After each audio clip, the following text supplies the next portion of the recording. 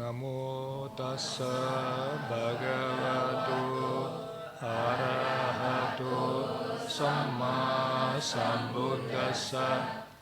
Namo tassa bhagavato arahato samma sambuddhassa. Namo tassa bhagavato arahato samma sambuddhassa.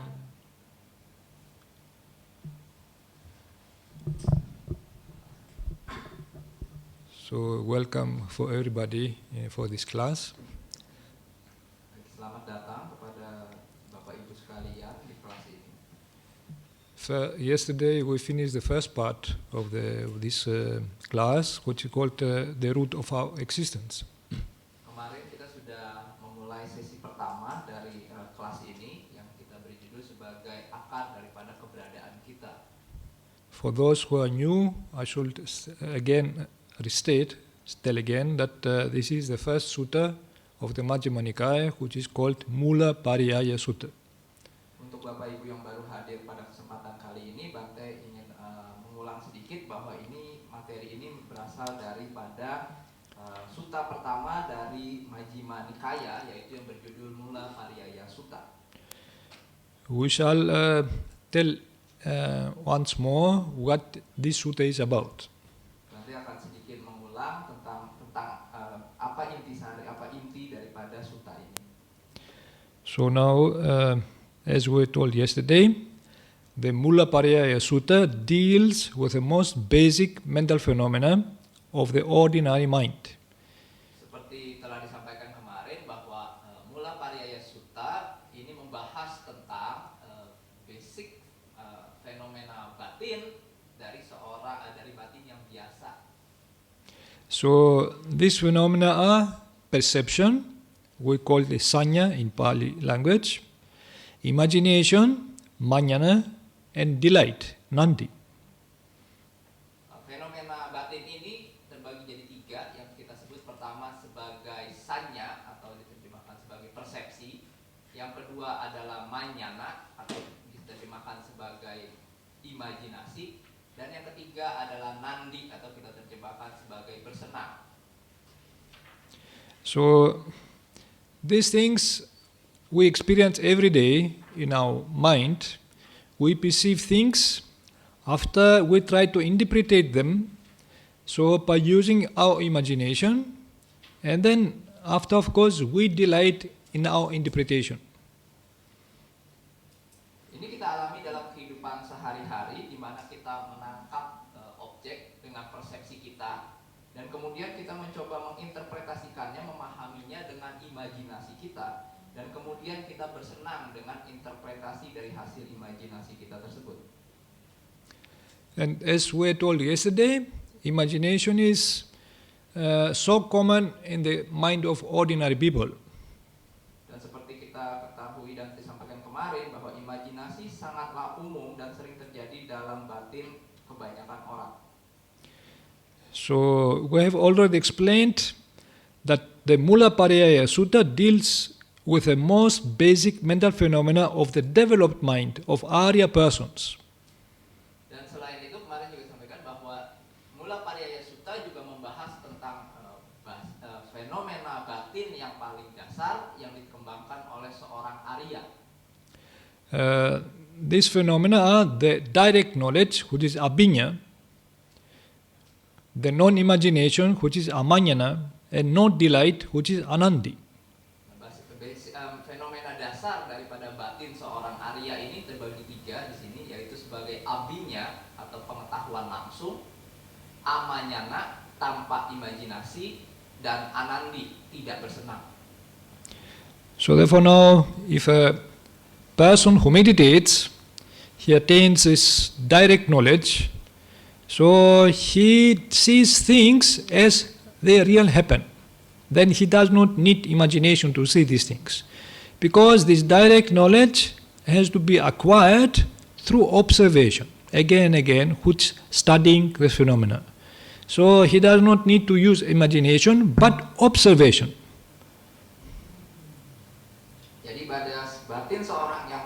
berlatih dalam meditasi, dia mengetahui secara langsung dan tidak membutuhkan imajinasi untuk menginterpretasikannya, tapi menggunakan observasi atau pengamatan.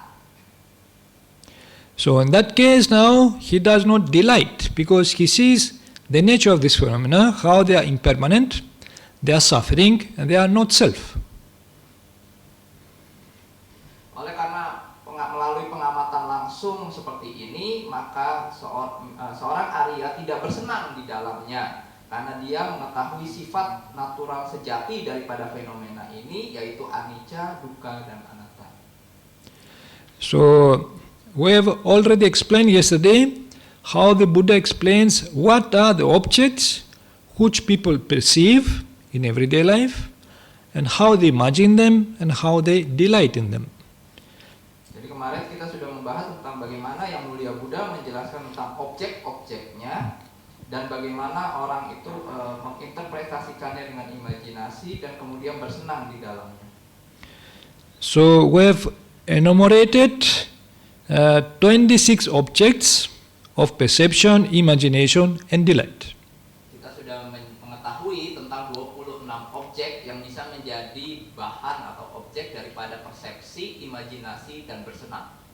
So the first four of this object, it is the earth element or solid elements, means solid things which we have around us.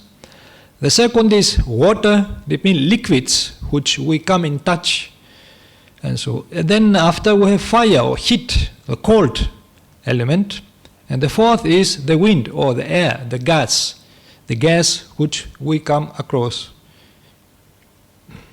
Empat yang pertama yaitu adalah elemen bagian daripada elemen. Pertama adalah elemen tanah yang mewakili sifat daripada soliditas. Kedua adalah elemen daripada air yang mewakili sifat daripada mengalir atau liquid.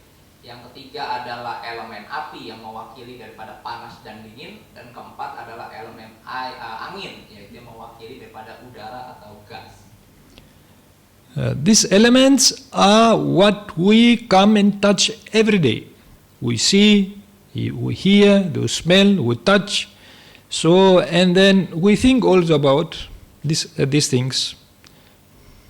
Elemen-elemen inilah yang kita selalu bersentuhan dengan mereka. Kita melihat, menyentuh, membaui, dan inilah yang kita alami setiap saat. So therefore now, and we perceive these elements, we try to interpret them how these elements exist. And usually we use our imagination to explain. Kita menangkap elemen-elemen ini dan kemudian kita mencoba menjelaskan yang memberikan interpretasinya. Misalnya kita mencoba menjelaskan bagaimana elemen-elemen ini bisa muncul, dari mana asalnya, dan kita mencoba memberikan analisa-analisa. So therefore we as human beings are surrounded by these four elements. Solid things, liquid things, gaseous things, and so forth, wind, and also heat. Kita sebagai manusia, kita dikelilingi oleh elemen-elemen ini yang seperti sudah disebutkan tadi, yaitu elemen-elemen yang solid, yang mengalir, yang panas dan dingin, serta yang bersifat angin. We will examine these objects in some detail later. Kita akan memeriksa atau lebih menjabarkan tentang objek-objek ini nanti. We will see how an ordinary person may perceive these objects, but then imagine, fantasize, and speculate about them and delight in them. Kita nanti akan melihat tentang bagaimana orang biasa, putu jana, bisa menangkap objek-objek ini, tapi kemudian membuat imajinasi, fantasi, dan berspekulasi tentang mereka, dan berdiam di dalamnya. That's why we have from country to country, from culture to culture, explanations about these elements. Kita akan melihat dari negara ke negara, dari budaya ke budaya, penjelasan tentang elemen-elemen ini. So now we have the earth or solid element, solidity is called. Pertama kita akan lihat tentang unsur daripada tanah atau yang mewakili daripada soliditas. So about this thing, about the solid elements which exist around us, now this table is solid element. Okay, this floor is solid element, the wall is solid element. But we have outside many objects which are solid, which can touch, they are rough. So about these elements, the Buddha explains how an ordinary person, how he starts imagining and also delights in these objects. Jadi terkait dengan hal-hal yang padat seperti ini, kita tentu bisa melihat yang ada di sini, sisi ruangan ini, tembok itu akan terasa padat, meja, lantai. Tapi di luar ini juga, di luar sana kita akan banyak melihat objek-objek yang padat, yang terasa kasar, terasa nyata ketika disentuh. Dan kita akan mempelajari tentang bagaimana orang biasa, Bhikkhu jana, itu menangkap objek-objek seperti ini dan kemudian membuat imajinasi tentangnya dan bersenang di dalam imajinasi tersebut.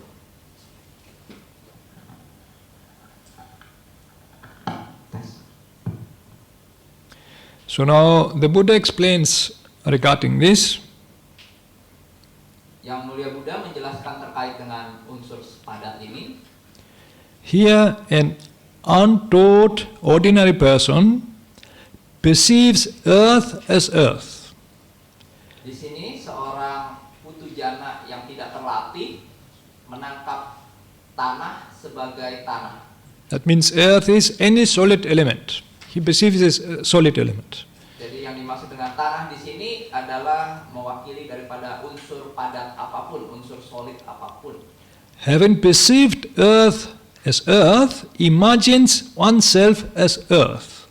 Setelah menangkap tanah sebagai tanah, dia membayangkan dirinya sebagai tanah. Imagines oneself in earth. Membayangkan dirinya ada di dalam tanah. Imagines oneself apart from earth. Membayangkan dirinya terpisah daripada tanah. Imagines earth to be mine. Membayangkan tanah sebagai milikku. Delights in earth. Dan bersenang di dalam tanah. Why is that? Mengapa demikian? Because he has not fully understood earth, I say. Karena ia tidak memahami tanah secara menyeluruh. Katakan. Now, you might find this difficult to understand, but we explain this later. How it is possible people to imagine themselves as earth, okay, or to imagine themselves in earth. It means in solid element. Mungkin So, Bapak Ibu masih agak bingung bagaimana penjelasan tentang ini, tapi nanti kita akan lihat satu persatu menjelaskan bagaimana seorang bisa membayangkan dirinya ada di dalam unsur solid atau terpisah daripada unsur solid. So then, or to imagine oneself apart from earth, how is that possible? Atau bagaimana membayangkan dirinya terpisah daripada tanah, bagaimana itu bisa terjadi? But the last one, the fifth, may be easy, imagines earth to be mine. Solid elements are mine. Okay. Tapi yang kelima mungkin agak lebih mudah, yaitu bahwa bagaimana seorang membayangkan unsur padat sebagai milikku. Now we possess many solid elements. Now money, houses, vehicles, fridges, TVs, everything is solid element. All solids.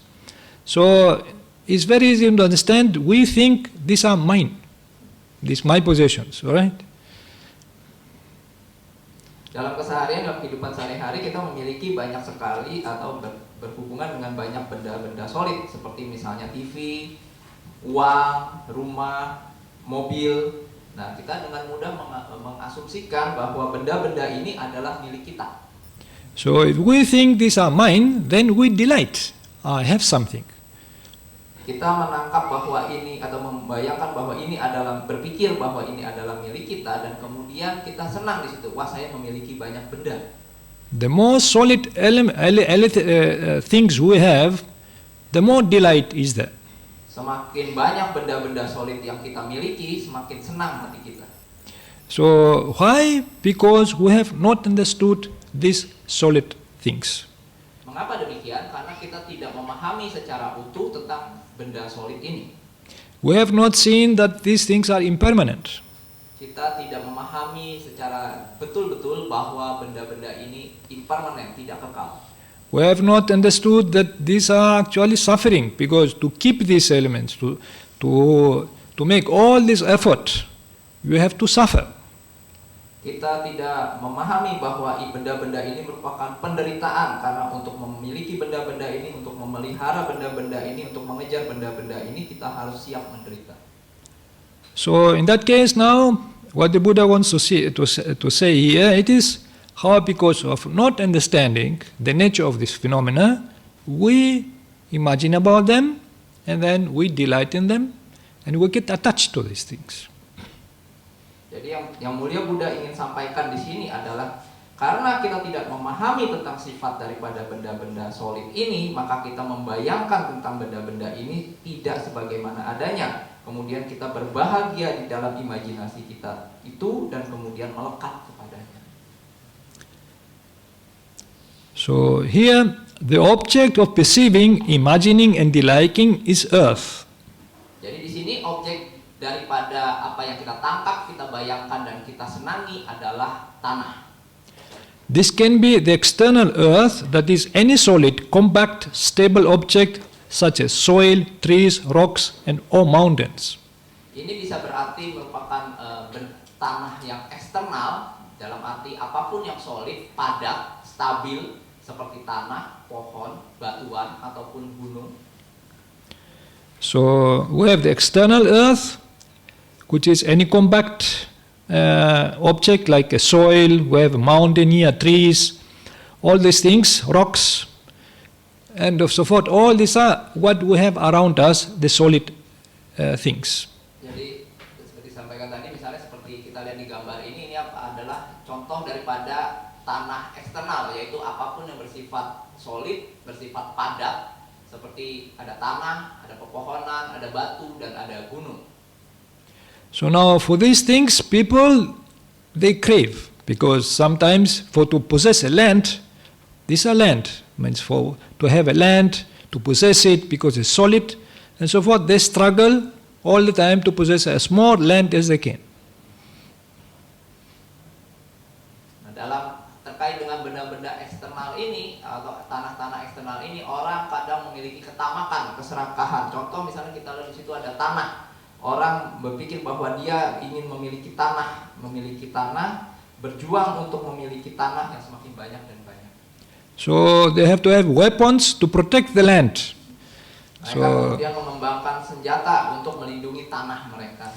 So and the history of humanity is about land. How to have more land and to protect it, and to have very sophisticated weapons to protect it. Jadi kisah tentang kehidupan manusia berpusat tentang tanah, tentang kepemilikan tanah dan bagaimana kita berjuang dengan senjata untuk mempertahankan dan memperluas tanah kita. So therefore it is not only land, there are many things which people they delight in because they are solid elements. Tidak hanya terbatas dengan tanah, tapi juga kita bisa bayangkan benda-benda lain di mana orang berjuang untuk dan bersenang di dalam. So now in meditation, there is also some things which meditators use for concentration. That is the earth kasina. Di dalam meditasi ada juga objek-objek padat yang digunakan untuk sebagai bahan meditasi. Ini disebut sebagai kasina tanah. This can be regarded also external object. Ini juga dapat dikategorikan sebagai objek eksternal. If one concentrates on this, one has also the perception that this is solid, something solid. Dengan kita menerapkan konsentrasi kepada objek ini, kita akan bisa menangkap bahwa kasina tanah ini adalah sesuatu yang solid. That's why one gets the perception this is permanent. Maka kita akan mendapat persepsi bahwa ini adalah sesuatu yang permanen. And that's why one delights in it. Dan kemudian kita bersenang di dalamnya. Now we have also internal solid elements. Selain itu kita juga memiliki elemen tanah yang internal. This is any solid, compact, stable object such as the hair. The hair we have on the head. Ini mewakili apapun yang bersifat solid, padat, stabil yang ada di diri kita, seperti misalnya rambut. So therefore now, and then we have the nails, the skin, the flesh, the bones. Seperti juga misalnya kuku, kulit, daging, dan tulang. So therefore now we have the internal solid element. Di sini kita Bapak Ibu tentu bisa menyadari, memahami bahwa kita memiliki elemen tanah yang internal. If we walk, we feel there is something solid in our body. Jika Bapak Ibu berjalan, Bapak Ibu bisa menangkap bahwa seperti ada yang padat di dalam diri kita. If our body will be only of water, we will fall down. Jika Bapak Ibu pergi ke kolam renang, jika tidak bisa berenang, tubuh Bapak Ibu akan tenggelam. Now this solid element in our body gives us some delight, some pleasure that we can walk. Sifat padat daripada tubuh kita ini memberikan suatu kesenangan tersendiri bagi kita. Seperti contoh misalnya saya bisa berjalan. Therefore now, if from the hair, many people have delight on the hair they have. Beberapa orang kemudian memiliki kesenangan atas rambut mereka. So some they have delight on the nails. Beberapa kemudian memiliki kesenangan pada kuku mereka. So therefore now, if people stay in the front of the mirror, they try to imagine themselves. Ketika Bapak Ibu bercermin, itu bisa membayangkan tentang diri Bapak Ibu sendiri. Look my solid element. Lihatlah di tubuh saya yang solid ini. So therefore now, because of this solid element, imaginations come about ourselves. Jadi dari menangkap tentang elemen yang solid dari diri kita membuat imajinasi tentangnya. Why? Because we have not understood this solid element. Mengapa? Karena kita tidak memahami secara utuh tentang elemen padat ini. So now there is also about water. Demikian juga sekarang kita akan bahas tentang air, unsur air. Liquids means these are any liquids which are in a liquid form. Ini apapun yang berada dalam bentuk cair. This can be also internal, can be external. Sama seperti tanah tadi, ini bisa internal dan bisa eksternal. So therefore the Buddha says, one perceives water as water. Having perceived water as water, imagines oneself as water. Jadi Sang Yang Mulia Buddha mengatakan, dengan menangkap air sebagai air, pertama seorang menangkap air sebagai air. Kedua, setelah menangkap air sebagai air, dia membayangkan dirinya sebagai air. Imagines oneself in water. Membayangkan dirinya berada di dalam air. Imagines oneself apart from water. Membayangkan dirinya terpisah dari air. Imagines water to be mine. Membayangkan air sebagai milikku. Delights in water. Bersenang di dalam air. Why is that? Because he has not fully understood it, I say. Mengapa demikian? Aku katakan itu karena dia belum memahaminya secara utuh. Now you have the external water which exists in rivers, in the seas, in lakes and so forth. Kita bisa memahami bahwa di luar di dunia ini ada yang kita sebut sebagai air yang eksternal, ada di sungai, di laut, di awan, dimanapun. Many people they like to have water around them, either in rivers, in lakes and so forth, in oceans.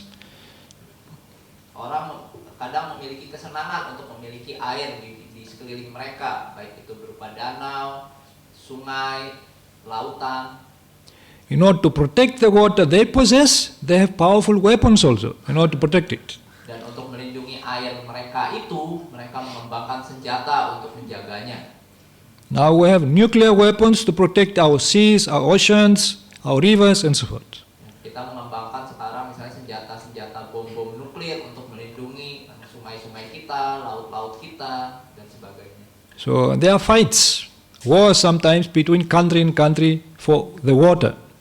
Jadi antara negara satu dengan negara lain berperang untuk memperebutkan air mereka. So if they don't agree how to share the water, there will be fights. Jika mereka tidak mendapatkan kesepakatan tentang pembagian daripada air, mereka akan berantem, akan berperang.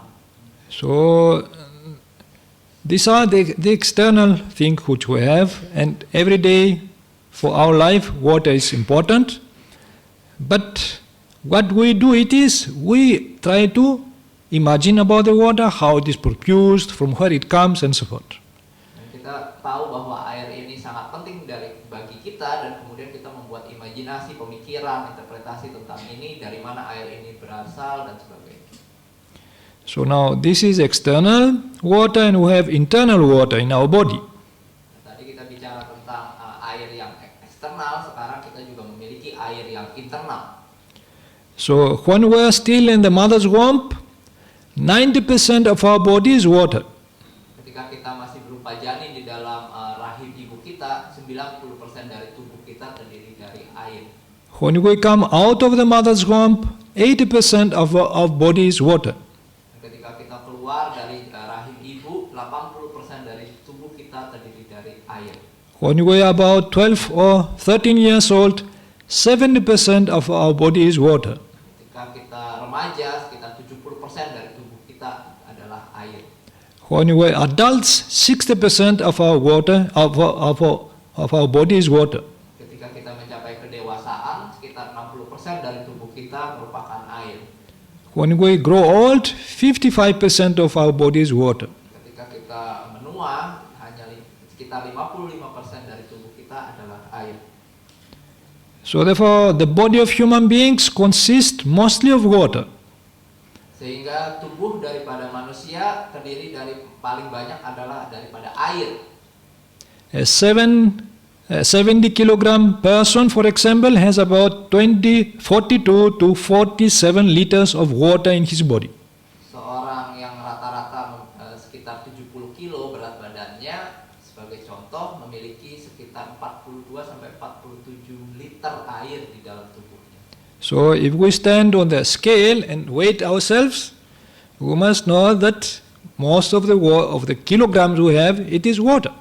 Jadi kalau Bapak Ibu naik ke timbangan, perlu tahu bahwa sebagian terbesar daripada angka yang tertera di situ adalah dari air.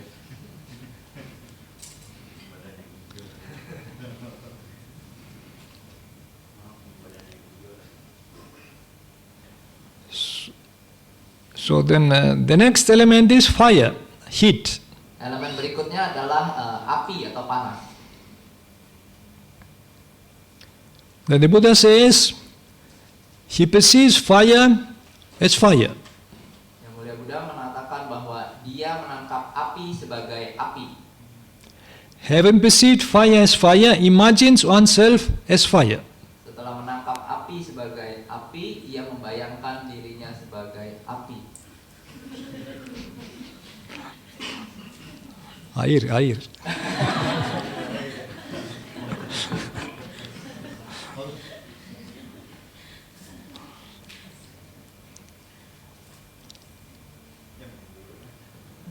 Okay, you can take.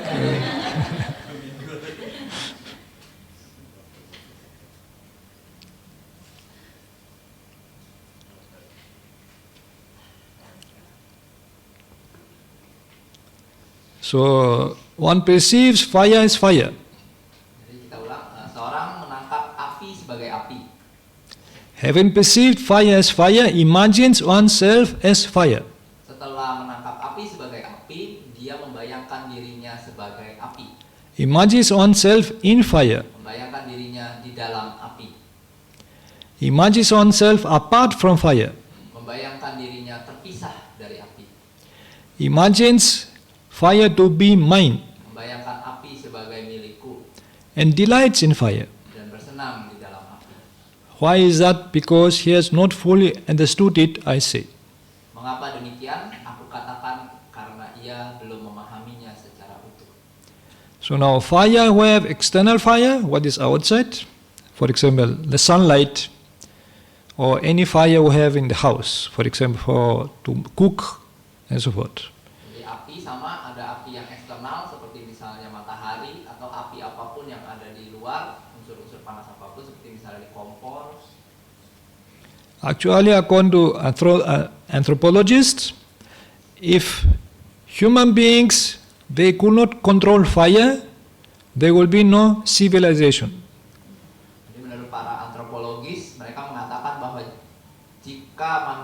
tidak memiliki kemampuan untuk mengontrol api, tidak akan ada kebudayaan. So that's why, because other animals can't control fire. They are afraid of fire. Humans are not afraid. Nah, jadi hewan itu memiliki sifat takut pada api, tapi manusia memiliki kemampuan untuk mengontrol api. But humans have killed many other beings because of fire. Manusia banyak membunuh makhluk lain dengan api. They have killed other human beings because of fire.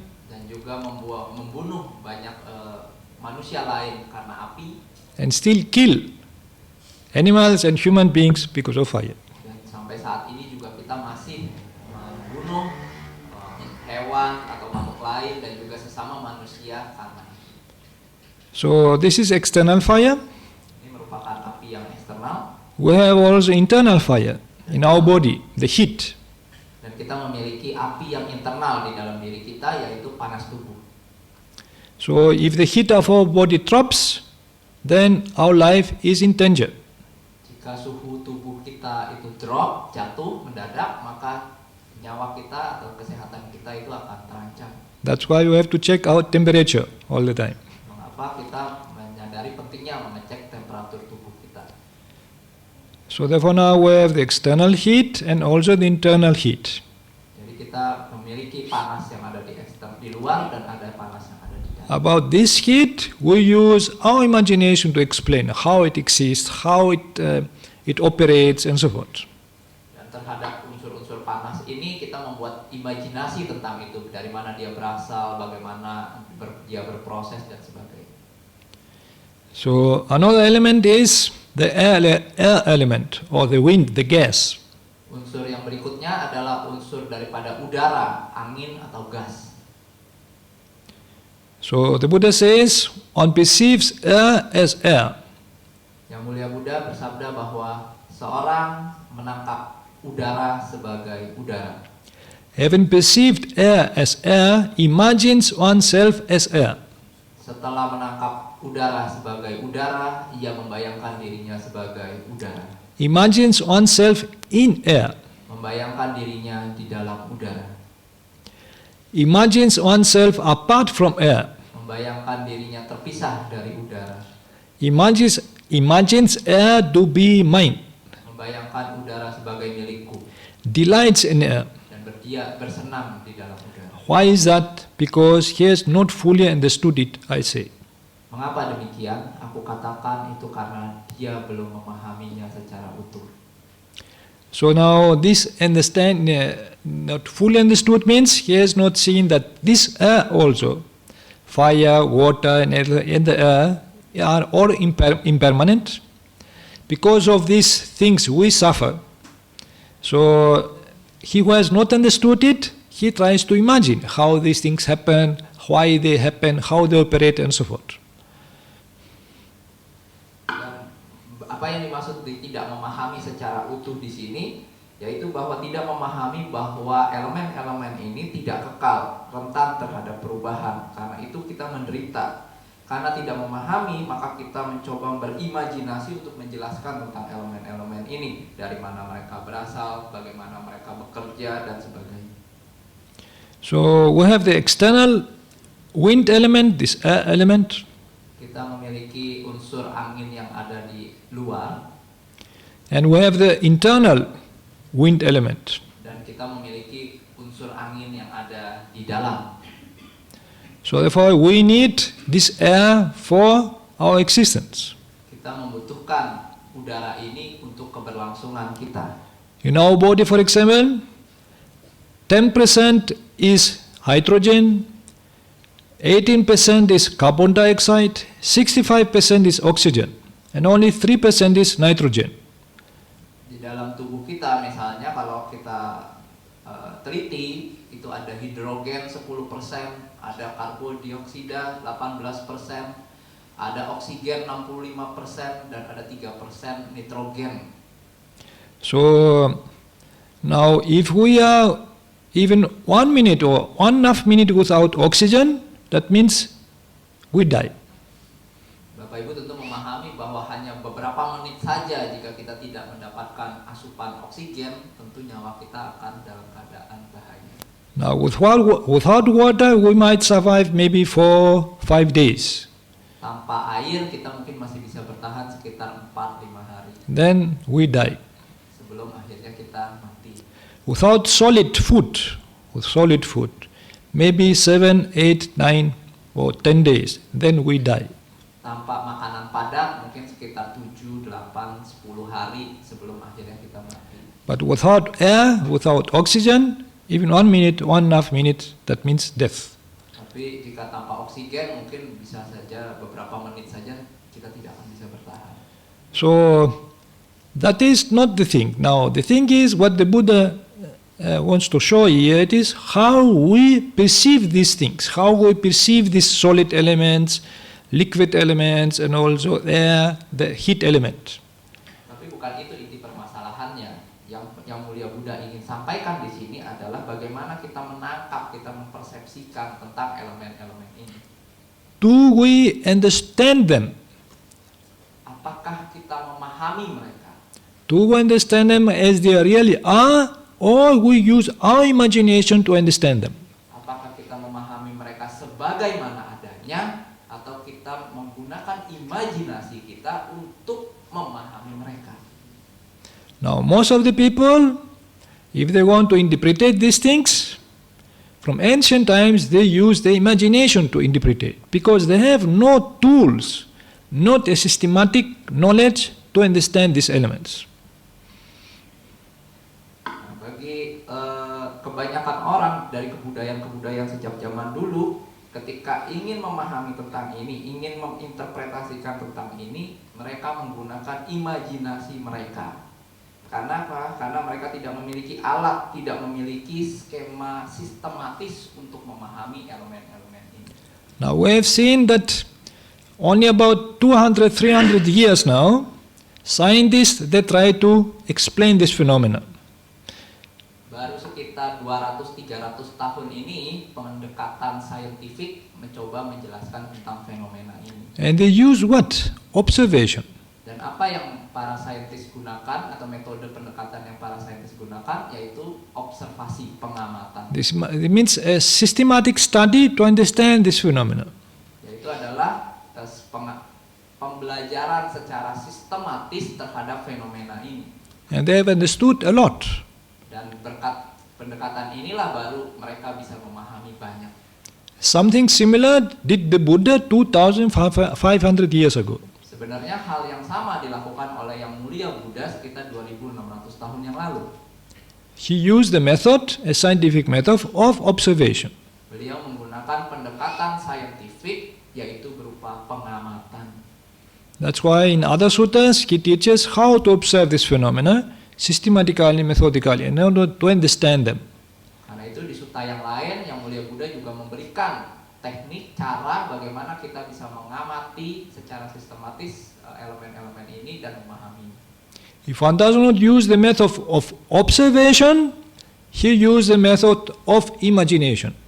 Jika Bapak Ibu tidak menggunakan metode observasi, tidak menggunakan pengamatan, maka yang akan mengambil alih adalah imajinasi.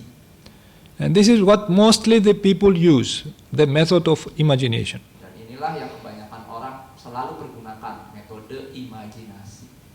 So even if they want to understand who they are, who I am, they use the method of imagination. Bahkan ketika mereka ingin memahami tentang siapakah aku ini sebetulnya, mereka menggunakan imajinasi. So therefore now from ancient times, the people they will ask, who am I? Maka sejak zaman dahulu kala, sejak awal waktu keberadaan manusia, kita selalu menanyakan who am I, siapakah aku? This is called the search of self-identity. Ini merupakan pencarian tentang identitas pribadi. Engaged in a search for his true nature, man speculated from ancient times about himself, who am I, and his place and existence in the universe. Di dalam pencariannya tentang sifat hakiki sesungguhnya, kita berspekulasi sejak zaman purba dulu, sejak zaman dahulu tentang diri kita, tentang siapakah aku dan bagaimana tempat dan keberadaan kita di semesta ini. It is a fact that from ancient times until today, ordinary people used and use their imagination to explain natural phenomena as earth, water, fire, air, and the relationship of his self with them. Merupakan suatu fakta bahwa sejak zaman dahulu kala dan bahkan sampai saat ini, seorang biasa, putu jana, telah menggunakan dan masih menggunakan imajinasi mereka untuk menjelaskan tentang fenomena-fenomena alam seperti tanah, air, api, udara, dan hubungan antara dirinya dengan elemen-elemen tersebut. An ordinary human being can perceive these material bodies as such, but then, due to a lack of higher knowledge, he uses his imagination to interpret them, and accordingly, he delights in them the way he imagines them to be. Seorang yang biasa, yang tidak terpelajar, bisa menangkap tentang tubuh materi ini sebagaimana adanya, tetapi kemudian karena kurangnya pengetahuan yang lebih lanjut, dia menggunakan imajinasinya untuk membuat interpretasi, dan kemudian dia bersenang di dalam cara bagaimana cara atau hasil daripada imajinasi tersebut. Therefore, an ordinary person perceives these objects, but then imagines oneself as them, imagines oneself in them, imagines oneself apart from them, imagines them to be mine, and delights in them.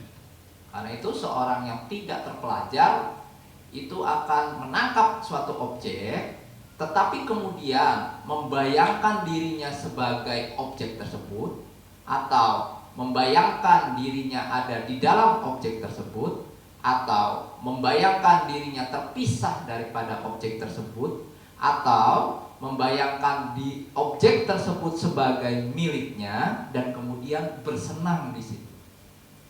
So, what is the cause of that? He has not the higher knowledge in order to understand them. Mengapa demikian? Disebabkan karena ia tidak memiliki pengetahuan yang lebih tinggi untuk memahami objek tersebut. So therefore now, in Buddhism we have the Vipassana meditation. So, and we take these elements, this is called elements meditation, and we take these elements and we analyze them in order to understand them. Di dalam Buddhisme kita kenal ada namanya metode meditasi Vipassana. Di dalam meditasi Vipassana salah satunya adalah kita mengamati tentang elemen-elemen tersebut, dikenal sebagai elemen meditation. Di sana kita mencoba menganalisa, menganalisa dan memahami tentang elemen tersebut. So in order to meditate on these elements, one should observe them again and again to see how they operate. Untuk memahami tentang elemen-elemen ini, seseorang harus mengamatinya secara berulang-ulang agar memahami bagaimana cara kerjanya. So it might need 1 month, 2 months, 3 months, slowly to understand them. Bisa 1 bulan, 2 bulan, 3 bulan, tapi bagaimanapun perlahan-lahan Bapak Ibu akan memiliki pemahaman yang lebih dalam tentang hal ini. This is called higher knowledge because we want to have real knowledge of these objects, not to imagine them. Ini disebut sebagai pengetahuan yang lebih tinggi karena kita ingin memiliki pemahaman yang real tentang objek tersebut, bukan hanya sekedar membayang-bayangkan. This is kind of scientific understanding. Ini bisa dikatakan suatu pendekatan saintifik. So therefore, scientific means there is a method there, how to understand an object by constantly observing them and so forth, and try to see how it operates as it is, not as we want it to be. Jadi katakan disebut sebagai suatu metode saintifik untuk memahami karena kita mencoba melihat bagaimana fenomena-fenomena ini beroperasi sebagaimana adanya as it is, bukan dengan sebagaimana kita ingin dia menjadi. So now, ordinary people, of course, they don't do that. They have no time. Orang biasa tentunya tidak memiliki pengetahuan ini, mereka tidak pernah meluangkan waktu untuk ini.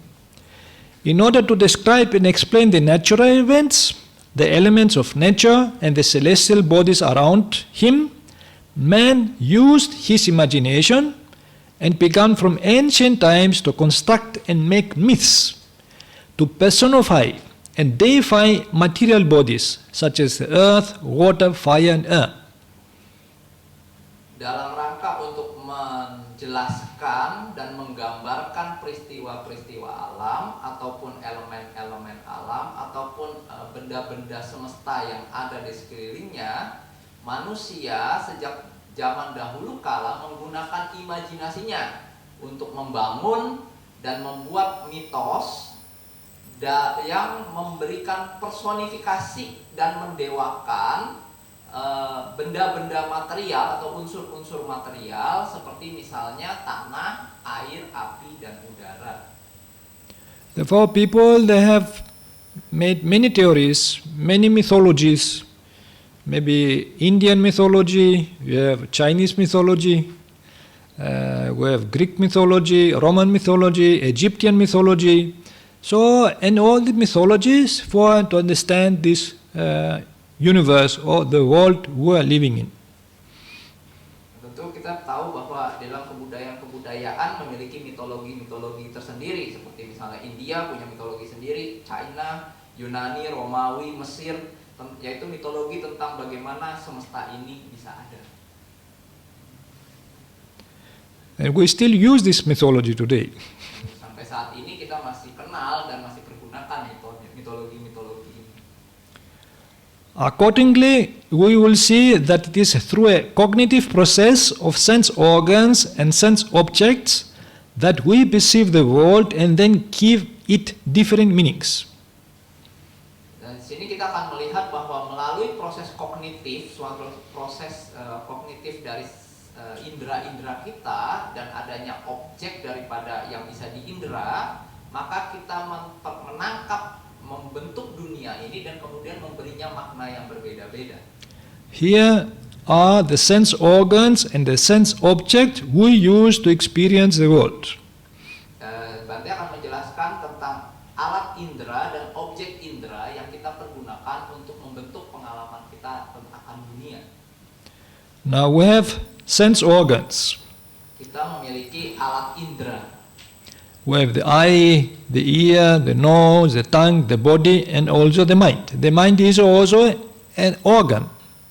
Jadi kita memiliki mata, telinga, hidung, lidah, dan tubuh kita, dan juga memiliki batin. Batin di sini juga merupakan alat indera untuk memahami dunia.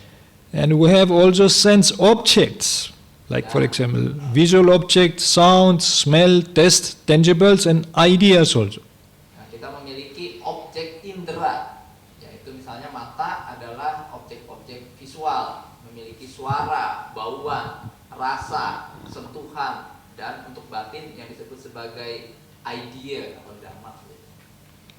So now we have input of sense object through the eye, and then we start thinking with the mind. If we see an object, this comes inside in the eye, and then we think with the mind.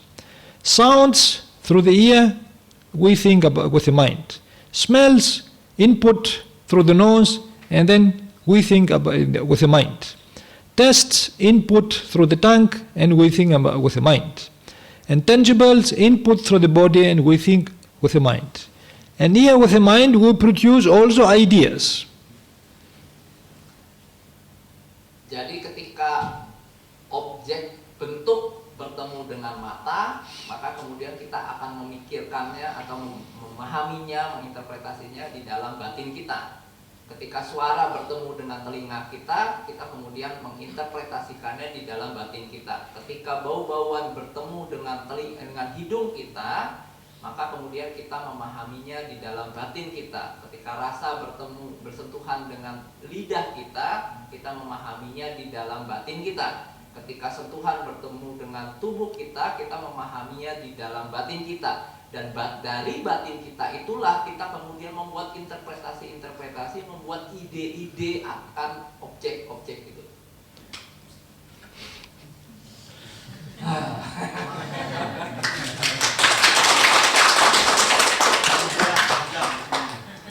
best translator.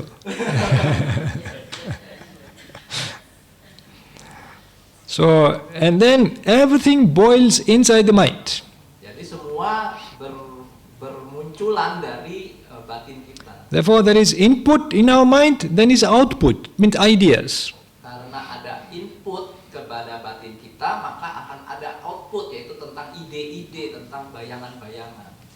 And we have, now, one person has this mind, another this mind, and that's why different ideas. Different minds, different ideas. Karena tiap orang memiliki batin yang berbeda-beda, maka kita memiliki ide-ide atau hasil-hasil batin yang berbeda. Different perceptions. Persepsi yang berbeda juga. Different imaginations. Karena itu tiap orang memiliki imajinasi yang berbeda-beda. So, and here is an example of the eye cognitive process by which we perceive objects, usually in a distorted way, and then crave and imagine, fantasize or speculate about them. Berarti akan menjelaskan contoh tentang bagaimana proses kognitif melalui mata, di mana kita biasanya menangkap suatu objek secara terdistorsi dan kemudian membuat imajinasi dan ketamakan keinginan, membuat fantasi atau berspekulasi tentang hal tersebut. This is called eye cognitive process because there is a process there. There is a certain way how we have ideas. We can't have ideas if there is no eye. We must have eye. There is no, even if we have eye, if there is an object to see, we can't have ideas. That's why we call it process. That means we have A, B, C, D, F, certain things to happen in order to get some idea. Jadi ini ibaratnya akan menjelaskan di sini adalah tentang proses kognisi mata.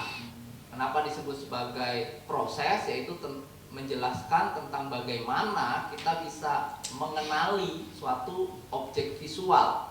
Di sini disebut proses karena ada step-stepnya A, B, C, D, E misalnya gitu. Dan dia bergantung kepada, kenapa disebut kesadaran mata? Karena dia bergantung kepada mata. Kalau kita nggak punya mata, tentu kita tidak akan memiliki ide atau gambaran atau menangkap tentang objek yang ada di luar.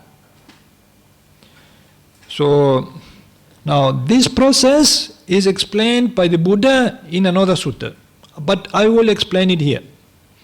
Proses ini secara detail dijelaskan oleh Yang Mulia Buddha di sutta yang lain, tapi Bante akan menggunakan ini untuk alat analisa kita. Now we have the eye and we have a visual object. Let's say a flower. Oke, kita memiliki mata dan kemudian ada objek visual, katakanlah bunga. So the flower is solid as color, shape. Bunga itu tentunya solid, dia punya bentuk, punya warna. And then we have eye consciousness, that means we can cognize the object. That means, there is a flower there. Dan tentunya perlu ada kesadaran mata, kesadaran melihat, sehingga kita bisa menyadari, oh ada bunga di situ. After comes the mental contact which joins the eye, the object and eye consciousness together. Pertemuan ketiganya itu disebut sebagai kontak. Ini merupakan aspek mental yang mempertemukan ketiganya. And after we have a feeling. If the flower is beautiful, we have pleasant feeling. If the flower is ugly, we have unpleasant feeling. Dari kontak maka kemudian muncul perasaan. Jika bunga itu terlihat indah di mata kita akan memiliki perasaan senang. Jika bunga itu di mata kita terlihat tidak bagus, kita akan memiliki perasaan kurang menyenangkan. Therefore, our feeling depends on the object. If beautiful, pleasant feeling. If ugly, ugly feeling, unpleasant feeling. Jadi kita bisa lihat di sini bahwa perasaan kita bergantung pada objek visual kita. Jika objeknya itu baik, perasaan menyenangkan muncul. Jika objeknya itu tidak baik, perasaan tidak menyenangkan muncul. And then we have perception. Dan kemudian dari perasaan kita akan membentuk persepsi. So if the feeling is unpleasant, the perception remembers, this is unpleasant object. Jika perasaan yang muncul tadi adalah perasaan yang tidak menyenangkan, maka persepsi kita akan langsung menangkap, membuat gambar, nah ini objek yang tidak baik. It's marking. It makes a mark. It's called beautiful or pleasant or unpleasant. Dia akan memberikan tanda, memberikan label. Oh ini bagus, ini jelek, ini menyenangkan, ini tidak menyenangkan. So that if we see this flower again, we remember, this is beautiful. Oh, this is not beautiful. Sehingga ketika kita bertemu dengan objek itu lagi di masa mendatang, kita sudah tahu, oh ini baik, ini tidak baik, ini menyenangkan, ini tidak menyenangkan. And then there is reasoning what to do with this flower. Dan lalu kemudian dari situ kita membuat penalaran apa yang harus saya lakukan dengan bunga ini. So if it is pleasant, then desire comes. Jika kita kemudian menemukan bahwa perasaan kita terhadap bunga ini menyenangkan, maka muncul keinginan. To get this flower, to put it in a vase, to water it. Kita ingin mengambil bunga itu, ingin menaruhnya di dalam vas, atau kita ingin menyiramnya. So if it is ugly flower, again desire comes to remove it. Dan jika kita rasa itu sesuatu, muncul perasaan yang tidak menyenangkan, juga muncul keinginan, tapi kali ini keinginannya untuk menyingkirkan. These things sometimes happen automatically, without us knowing it. We act because it's just a process. Nah ini biasanya terjadi secara otomatis, terjadi dengan begitu cepat tanpa kita sadari proses ini. And there is not only flower, there are many objects around us which we desire, sometimes automatically, without knowing why.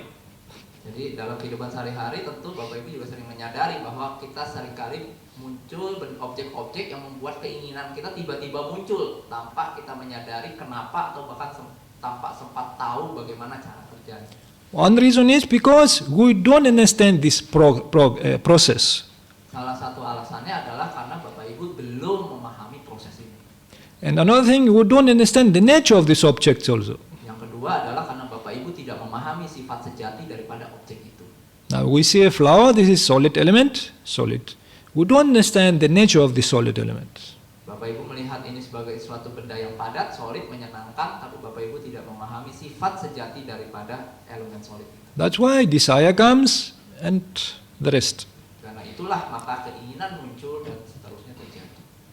So then here now comes, we'll see how imagination also comes.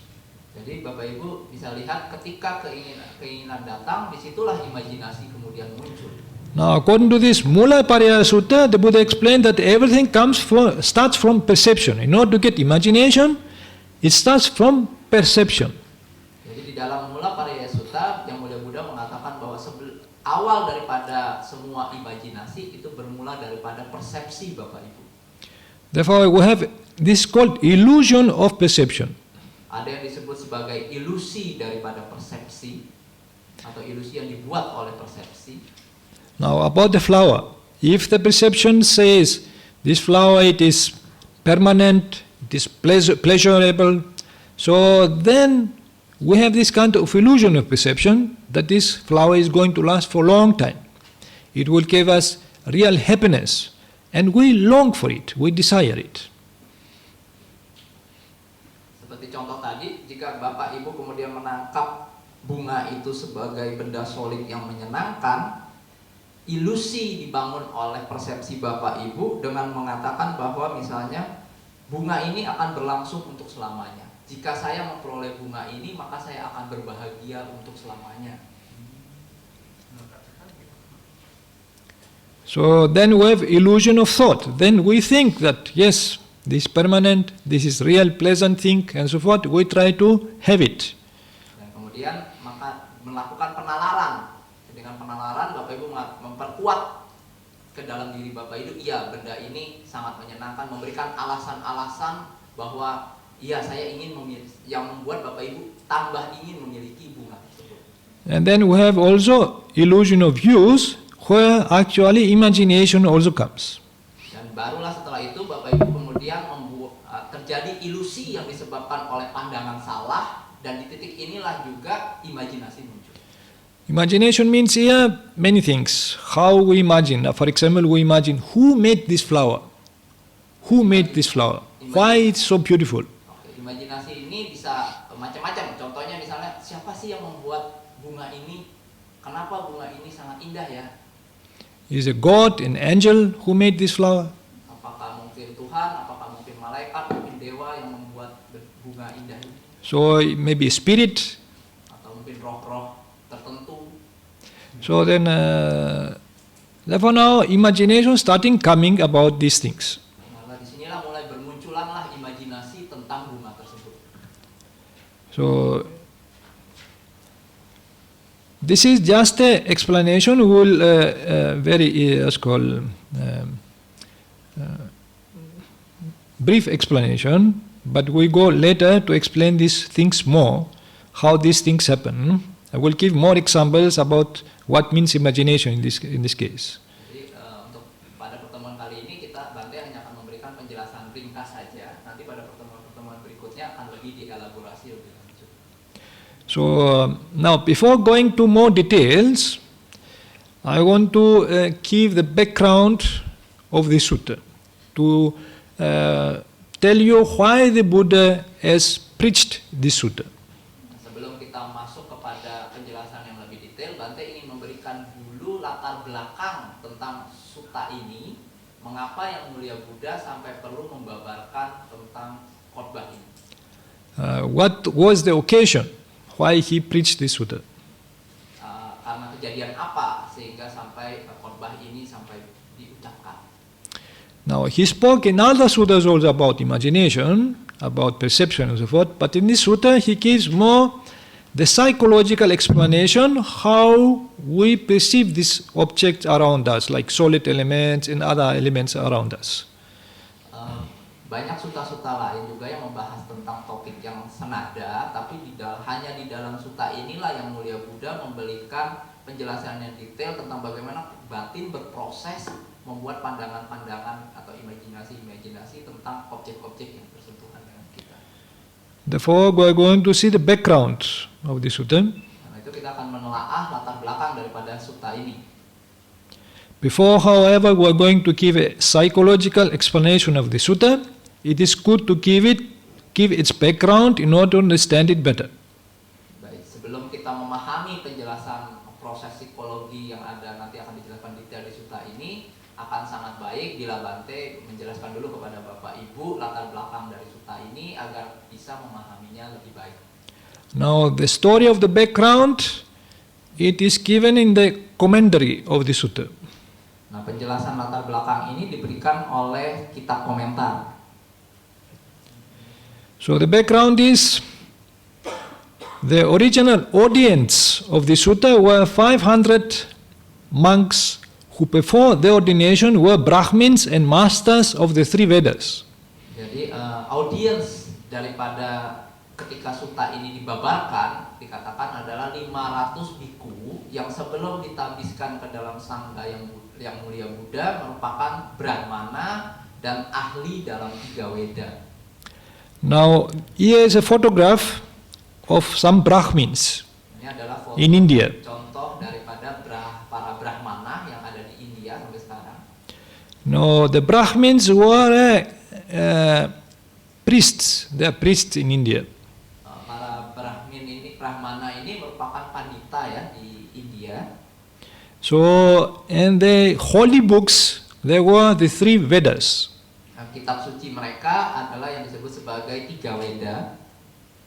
So, and I don't know whether you read the three Vedas, but there is a lot of mythology in these books.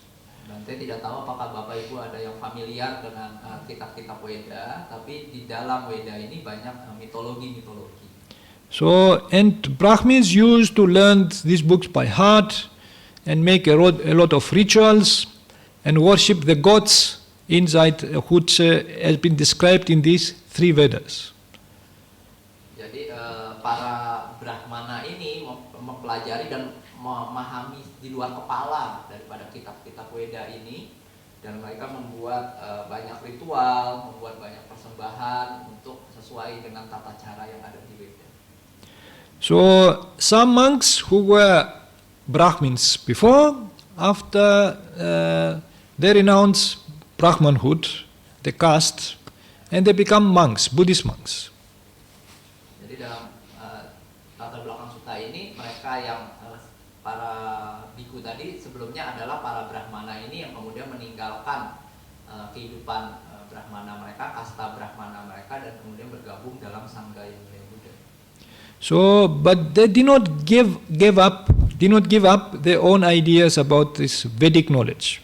Tapi di belakang latar belakang ini membuat pemahaman mereka tentang Weda itu masih mewarnai pemahaman mereka akan Dhamma.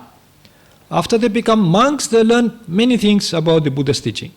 Setelah bergabung dengan sangga yang mulia Buddha, mereka banyak belajar tentang Buddha Dhamma. So therefore, in no long time, they mastered the entire word of the Buddha. And on account of their learning, gave rise to conceit. And then interpreted the Buddha's teachings in light of their previous Vedic training. Jadi karena memang orang-orang yang sudah terbiasa dengan praktik-praktik spiritual, ketika masuk dalam sangga yang mulia Buddha, tidak perlu waktu lama untuk bisa menghafalkan dhamma-dhamma yang mulia Buddha, dan ini membangkitkan sedikit kesombongan di dalam batin para bhikkhu yang ex-brahmana tadi, dan kemudian mereka mulai menginterpretasikan khotbah-khotbah atau dhamma-dhamma yang mulia Buddha dengan menggunakan latar belakang pemahaman latihan Weda mereka. So the Buddha understood the wrong course their minds were taking, and aware that it will not possible to realize the supramundane path of fruition, so long as the strong conceit was not uprooted from their minds, he undertook to expound the sutta for the purpose of shattering their conceit, the mana. Jadi yang mulia Buddha memahami bahwa ini pemikiran mereka sudah masuk kepada rute atau jalur yang salah, dan menyadari bahwa tidak akan mungkin bagi mereka untuk mencapai magga dan pala selama kesombongan mereka itu belum tercabut. Ya. Mana itu yang mulia Buddha membabarkan khotbah ini, sutta ini, dengan tujuan untuk menghancurkan kesombongan mereka. Now we must know that conceit, or in Pali it is mana, has to do something with manyana, imagination. Nah, kalau Bapak Ibu tadi udah bicara, mungkin sedikit menyadari bahwa kata kesombongan, conceit, ini bahasa Palinya adalah mana. Ini ada hubungannya dengan yang tadi kita bicarakan, yaitu manyana, yang artinya imajinasi. Because a person who is conceited, he imagines himself to be higher than others and so forth, or have some other idea about himself. Karena seorang yang memiliki kesombongan, mana, dia akan membayangkan manyana dirinya berbeda dari orang lain. Saya lebih baik dari dia, atau saya sama dengan dia, seperti itu. So, because as I told, this class is for 3 days. Yesterday we explained one part. Today we explained another part. Now it is 2:30. I don't know what time we are supposed to finish. Okay. To finish 2:30. Okay, now it is 2:30. That means because we have to finish, that means we have already covered the second part. And tomorrow we will see more details about the mind-eye connection. It means how the psychological processes, how these things happen. Okay, in how the human mind creates all these things. Okay, that is a psychological side. Will be about the imagination. What is imagination? How the mind creates these things? What is perception? For example, how is fancy? The mind takes an object and distorts it. What is psychological projection? And so forth. And we'll see the psychology of the mind.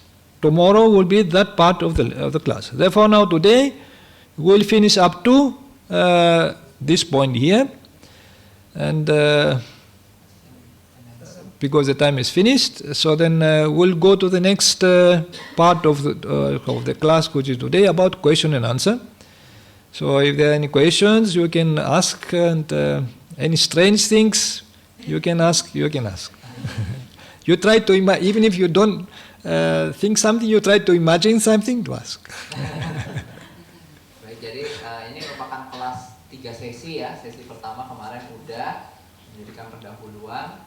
Hari ini Bapak Ibu udah banyak belajar tadi ya tentang bagaimana penalaran yang keliru, interpretasi yang keliru tentang terhadap objek-objek keseharian bisa membentuk menjadi imajinasi yang kemudian diseriusin jadi sampai menjadi suatu agama yang dianggap betul-betul nyata, ya kan? Nah, besok Bante akan menjelaskan tentang lebih detail lagi bagaimana proses kerjanya sebetulnya. Imajinasi itu bisa muncul kenapa sih? Awalnya bagaimana sih? Cara kerjanya bagaimana sih? Sehingga cara mengatasinya bagaimana, itu yang penting kan? Nah, sekarang karena sudah 2:30, kita buka sesi tanya jawab. Silakan. Bapak dulu. Terima kasih atas kesempatan yang diberikan saya. Nama saya Pak Yoksing. Yoksing. Saya bertanya berkaitan dengan magic ya, berkaitan dengan magic ini yang banyak di Indonesia, kemudian sampai ditayangin di TV yang dikatakan wah ini apa namanya yang viral itu ada ya bentuk apa namanya di luar nalar, bentuk nalar istilahnya. Contohnya di satu kebun ini ada makhluk yang tadi dibilang sama Bate tadi itu. Nah, ini bagaimana kita di Indonesia ini untuk menyikapinya agar kita pandangan kita nggak keliru gitu. Ini loh, tempat ini angker, tempat ini banyak setannya, tempat ini banyak jinnya atau. Nah, kita bagaimana menyikapi hal ini agar pikiran kita tidak hanyut terbawa melalui itu. Terima kasih. Bisa kasih gambar. Ya, pikiran itu jangan hanyut. Ini viral-viral yang ada di sini. Bante, here in Indonesia we also have so many superstitions, like the example that you give. Let's say this place is sacred, there's a genie there or something, some devils there. How we have to deal with this ideas that spread out in Indonesia culture, so we don't get involved too much on it. Yes, now for that meditation helps a lot. Meditation, it is to understand our mind, because it is a matter of mind. Now these are ideas, we get many ideas from other people and we get influenced. So then only through meditation you can see how mind works, how much gets influenced and how much unnecessary information comes in our mind.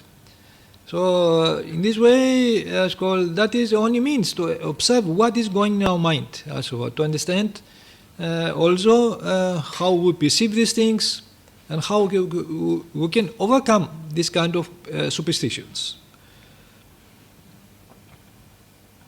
Jadi menurut Bante tadi yang untuk terkait dengan hal ini, memang batin kita sebagai orang pasti mendapat pengaruh ya, masukan-masukan, suntikan-suntikan dari luar ya, masuk ke dalam pikiran kita, masuk ke dalam batin kita. Karena itu meditasi menjadi sarana yang penting di sini. Sering bermeditasi, mengamati batin kita sendiri, sehingga dari situ nanti kita bisa memahami cara bekerja batin dan bagaimana batin itu terpengaruhi dari luar. Oh, yang ini pengaruh nih, gitu kan? Bisa memahami dan memahami cara bekerjanya pengaruh itu. Nah, kemudian kita amati itu, barulah nanti kita akan bisa memperoleh kebijaksanaan untuk mengatasi pengaruh-pengaruh itu. So one thing I want to tell, even if we understand that is imagination which more people have, we should not try to come in conflict with them. Okay? So to try to put them down, you believe this is bad for you, like it's not good. Okay?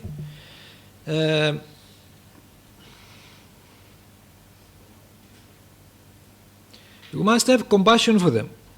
So then we should not try to put them down.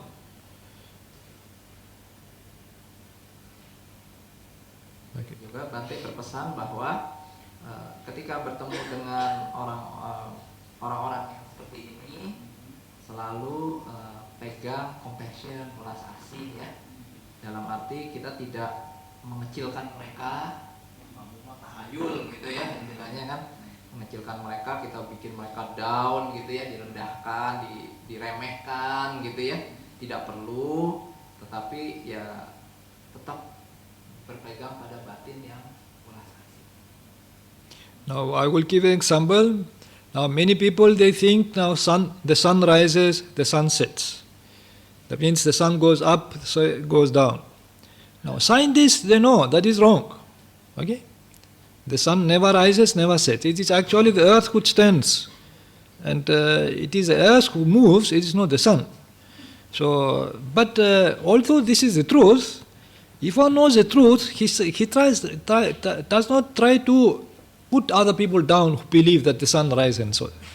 If he wants to explain them, if they like to have explanation, okay. If not, it's not good to put them down.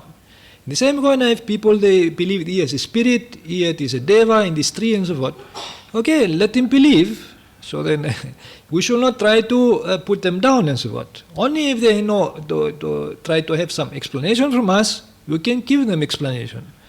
But no, it's not good to come in conflict with them.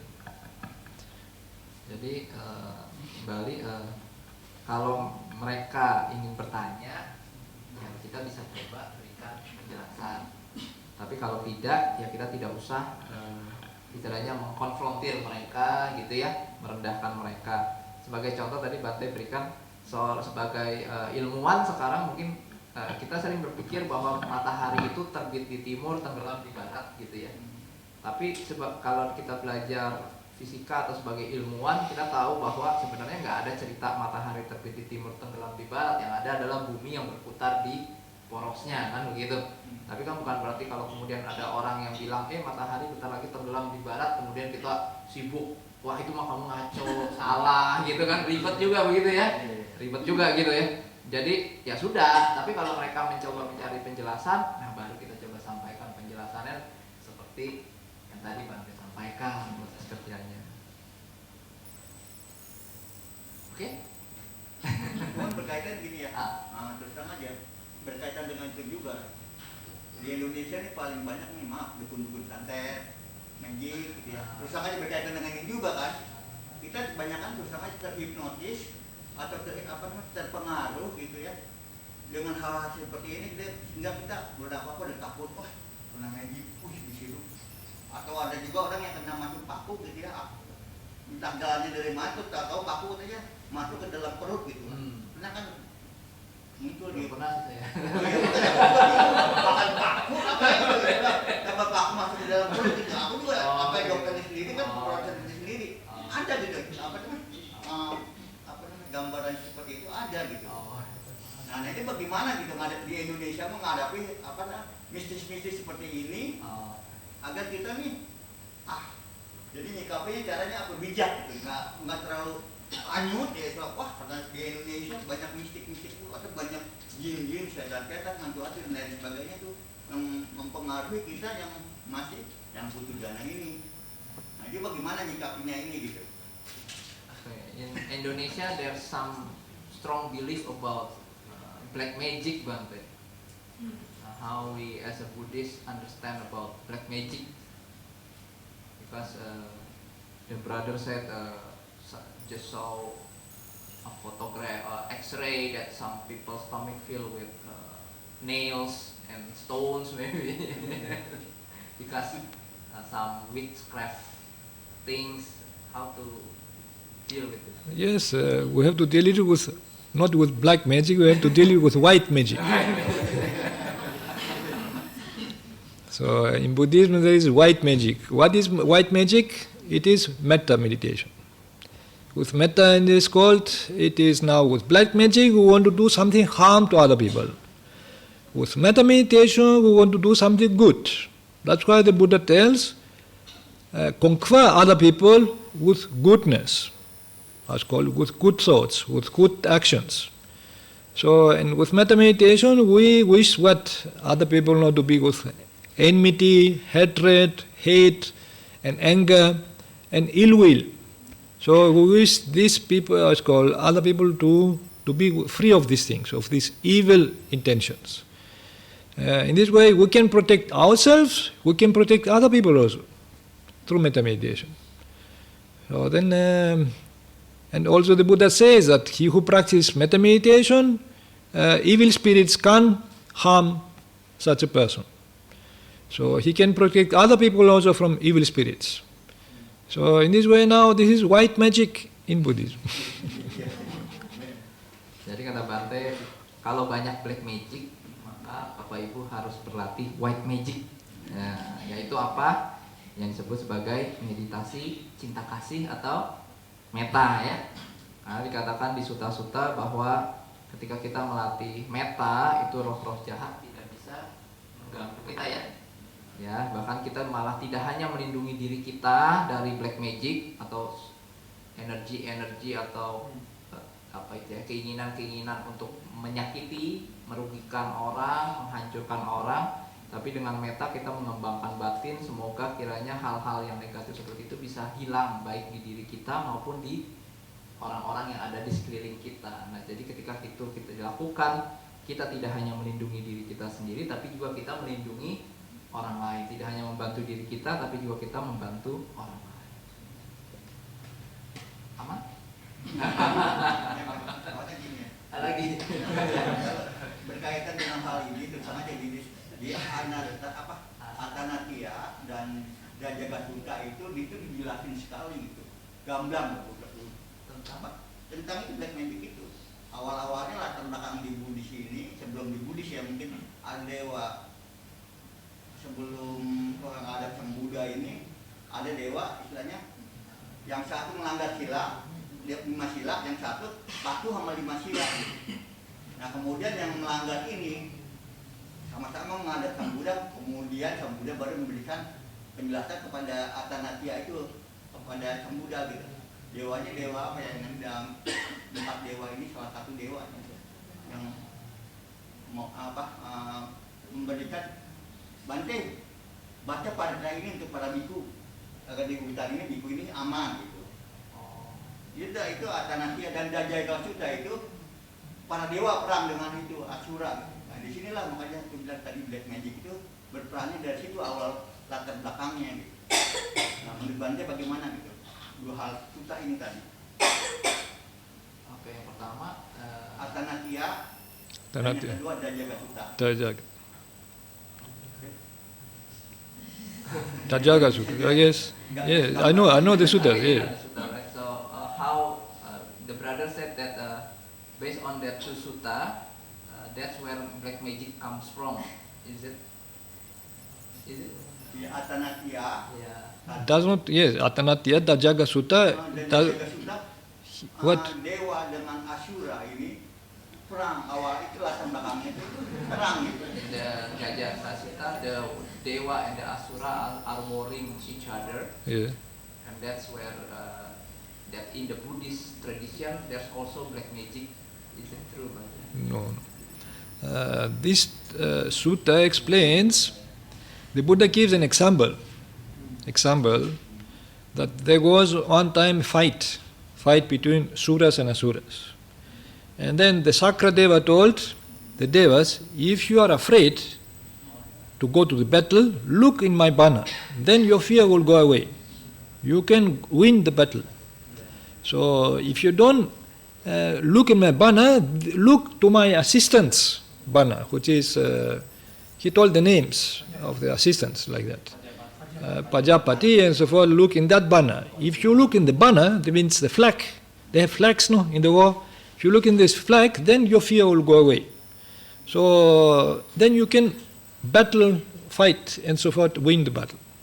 Then the Buddha gives this story, and he tells, now monks, he addressed the monks. Now the monks have no battle.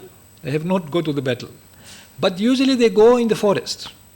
And the Buddha tells, now if a monk is in the forest and there is some fear coming in the forest alone, because that is a kind of battle to overcome kilesas, these defilements. If fear comes in the forest because they are very dark, there are maybe some animals like that, so the Buddha tells, so you don't need to call sakra and so forth, because they are just for battles. you recall the Buddha. Because the Buddha could also has practiced this, has overcome his defilements. Therefore, is a good example to remember the Buddha, how he was so strong in order to overcome defilements, and then your fear will go away because you have a good example of the Buddha. Now, this story, the Buddha tries to compare how lay people, devas, if they go for battle, what they do. They do just to look in the flags and not to overcome the fear. Because if you go to the battle, you are afraid not to be killed. So Sakradeva told, if you are afraid, look in my flag and your fear will go away. So then now for the Buddha tells for the monks what to do. He tells them, if they are afraid, go into the forest, then remember me, the Buddha tells. Your fear will go away. Why? Now Sakra is not free from defilements, from hatred and hate and so forth. But the Buddha is free of defilements. Therefore, if the monk reflects on the Buddha and the Dhamma and the Sangha, his fear will go away. Therefore, now this story is not about black magic. It's just to teach the monks how to overcome fear if they go to the forest. Just to recollect the purity of the Buddha. So, and to get courage and so forth, to stay in the forest and meditate. That is, it's nothing to do with black magic. Okay. Difficult. Baik. Jadi sutanya tidak berhubungan dengan black magic. Yang ada di sutta itu adalah di dalam sutta itu adalah yang mulia Buddha itu waktu itu ada beberapa bhikkhu yang mungkin masih baru merasa khawatir, takut kalau pergi ke hutan karena gelap, takut, banyak hewan buas segala macam.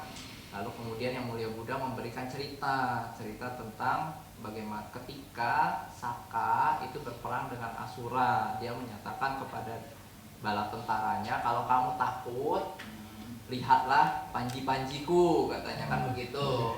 Akulah pemimpinmu, aku akan memimpin kamu kepada kemenangan, kan begitu bahasanya. Nah, lalu itu dibawa sehingga para bala tentara surga itu kemudian merasa lebih pede kan gitu. Nah, kemudian para bhikkhu yang takut ini, kalau kamu takut dalam hutan, ingatlah tentang aku. Kenapa? Walaupun aku ini telah berhasil mengatasi kilesa itu dengan cara-cara yang aku ajarkan, kalian pun akan mampu mengatasi kilesa itu, sehingga kekhawatiran, ketakutan dari para bhikkhu baru ini akan sirna gitu loh.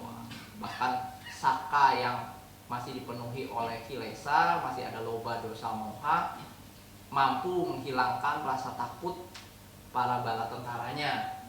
Apalagi seorang sama Buddha yang sudah tidak ada lagi loba, dosa, mohanya, tentu akan mampu membuat para bhikkhu itu ketakutannya menjadi sirna. Itu ya, kurang lebih ya Pak. Itu perenungannya langsungnya ke pisau yang perenungan terhadap Buddha, Dhamma dan Sangha. Okay, that is for monks who are in the forest to reflect. Iripiso Bhagava, Svakatu Bhagavata Dhammo, to get rid of this fear. It's nothing about black magic. Young monks, old monks, no problem. Jadi ketika itu sebagai atanasya dan dajagatuta ini sebagai pelindung kita untuk mengatasi black magic itu gitu. Bukannya kita ini istilahnya itu untuk melindungi aja gitu, dari rasa takut apa gitu. Ya mungkin rasa takutnya ini mungkin kan selama ini kita punya bayangan kan kalau di Indonesia ini takutnya wah ini gitu ya kan istilahnya kan gitu. Nah, jadi kan di sini Buddha menggambarkan itu, terutama Atanatya ini awal-awalnya dan Dajagatuta ini buat panji-panji dewa-dewa ini yang menjadi pelindung loh, yang jadi pede. Yang tadi perenungannya terakhirnya itu ke Buddha, Dhamma dan Sangha tuh. Perenungan Buddha, Dhamma dan Sangha ya. Oke, nanti mungkin bisa ada sesi pribadi kali ya. Ya, gitu ya. Kita stop dulu ya Pak. Iya, apa kasih yang lain? Iya, ya. Oke. Makasih semuanya. Ada pertanyaan lagi, Bapak Ibu? Oh ya. Monggo. Nama Nama Suisan. Mungkin pertanyaannya terkait dengan imajinasi ini. Terkait dengan imajinasi ini, bagaimana kita membedakan bahwa itu memang imajinasi dengan atau itu salah satu dewa dari 31 alam kehidupan atau yang lain gitu. Bante, in Buddhism there's also dewa, right? From the 31 realms. Yeah. Now, how we differentiate between that's an imagined dewa with the real dewa from the dewa realm? How do we know it's real or not real? Let's say Poseidon, is it real or not real? You say it's not real because people are looking at the ocean and say there's a Poseidon dewa. Yeah. But how we know if there's another dewa that comes and it's real dewa? Yes, now that is true. In Buddhism also there are many references about devas, but they are depicted as ordinary beings who have also they suffer, they have disappointment. They don't are given these supernatural powers like in other religions. So that is a difference. Now, for example, we have Sakra Deva, who he is also like a deva. He is also gets angry. He is all like that. He has his all defilements. He is depicted his emotions, but he does not exercise any power over the human world. But if you take Vishnu, for example, he takes so many powers with 10 hands, 20 hands, 100 hands, and has poison, splits poison, and he does many things. And that is what actually he becomes a mythical person. And this is what actually the Buddhist devas are depicted as ordinary beings, which maybe they have long span life. Their life span is very longer, but the Buddha tells why they have so long span life. Because they make a lot of merit, they protect the sila, so they treated their parents very well. These are the conditions for them to be reborn as a deva god. But you have the Hindu gods, they kill, they cheat, they do so many wrong things, but still they are devas. So they are immoral. So most of these gods are immoral. And they are bloodthirsty because they expect sacrifices from people. Actually, they are more demons. They are like demons. Because they expect sacrifices from the followers. So, and they accept sacrifice from the followers. And most of these, for example, before the British came in India, all Indians, they worship the gods by sacrificing animals. Even small children, they go sacrifice the gods. Now, if you go in Benares, along the Ganges River, every part of the Ganges River, they go have an altar and so forth for animal sacrifices, horses, sometimes elephants will be sacrificed. And humans will be sacrificed. After the British came, they stopped these things. Now, if we go in India, we don't see this bloody sacrifice anymore because British stopped them. But before the British arrived, that was very common. In that case now, the way they depict these people, the devas, actually it is the way they imagine them. They think the devas are so much in need for sacrifices. They have to, in order to get material things from the devas, we have to sacrifice more and more to get material things. This is why the imagination comes in the people and they do cruel things to please the devas. While the Buddhist devas, the way they depicted, are actually like very good beings. They have performed in the human life good deeds, sila and so forth, dana. They performed very good things, they'll be born there, and they're living in a peaceful environment without interfering in the human world and so forth. So these beings can exist like good spirits who can exist. This is how one way to differentiate, to distinguish between the corrupted devas or what the people imagine and what the real devas are. Jadi bagaimana kita bisa membedakannya, yaitu dengan melihat bagaimana karakteristik daripada mereka digambarkan. Di dalam suta-suta Buddhis, ya ada para dewa, tapi mereka digambarkan sebagai makhluk biasa, ya, makhluk-makhluk yang memang dulunya banyak melakukan kebaikan, banyak menjaga sila, melakukan dana, melakukan meditasi, sehingga memiliki usia yang amat panjang. Nah, sebaliknya jika kita melihat kepada bagaimana dewa-dewa yang berasal dari imajinasi, itu biasanya kita lihat seperti tadi, mereka digambarkan sebagai makhluk yang supernatural, memiliki kekuasaan yang sangat luar biasa, aktif terlibat dalam kehidupan manusia, ya. Dan di situ mereka menuntut pengorbanan, menuntut devosi, kadang cenderung haus darah, berupa menuntut apa ya istilahnya, pengorbanan hewan atau bahkan manusia. Di sini kita bisa melihat bahwa ini lebih cocoknya lebih memiliki karakteristik yang apa tadi, demon ya, lebih memiliki karakteristik yang demonized sebetulnya. Dari sini kita bisa melihat bahwa orang-orang ini sebenarnya tidak paham tentang apa yang mereka bicarakan, mereka hanya membayangkannya saja, karena mereka memiliki kepercayaan atau pandangan bahwa jika mereka memuja hal seperti ini, mereka bisa mendapatkan sesuatu dari makhluk-makhluk seperti ini. Jadi gitu ya. So now these things are difficult to understand because samatha meditation alone does not help. Vipassana meditation is a tool. With Vipassana, we try to analyze the mind, see these elements, solid element, liquid elements, see in the real nature as they really happen, without imagination, but with observation. Again and again see what happen, and then we can see mental phenomena, how they occur. Not the way we want them to occur, but observe how there are certain laws, certain sequences, certain processes. And we observe this process and see how these things happen. Only then, through observation, again, we can see how these things operate, how there is a mechanism in our mind. So without this observation, therefore, we are not able to understand this reality.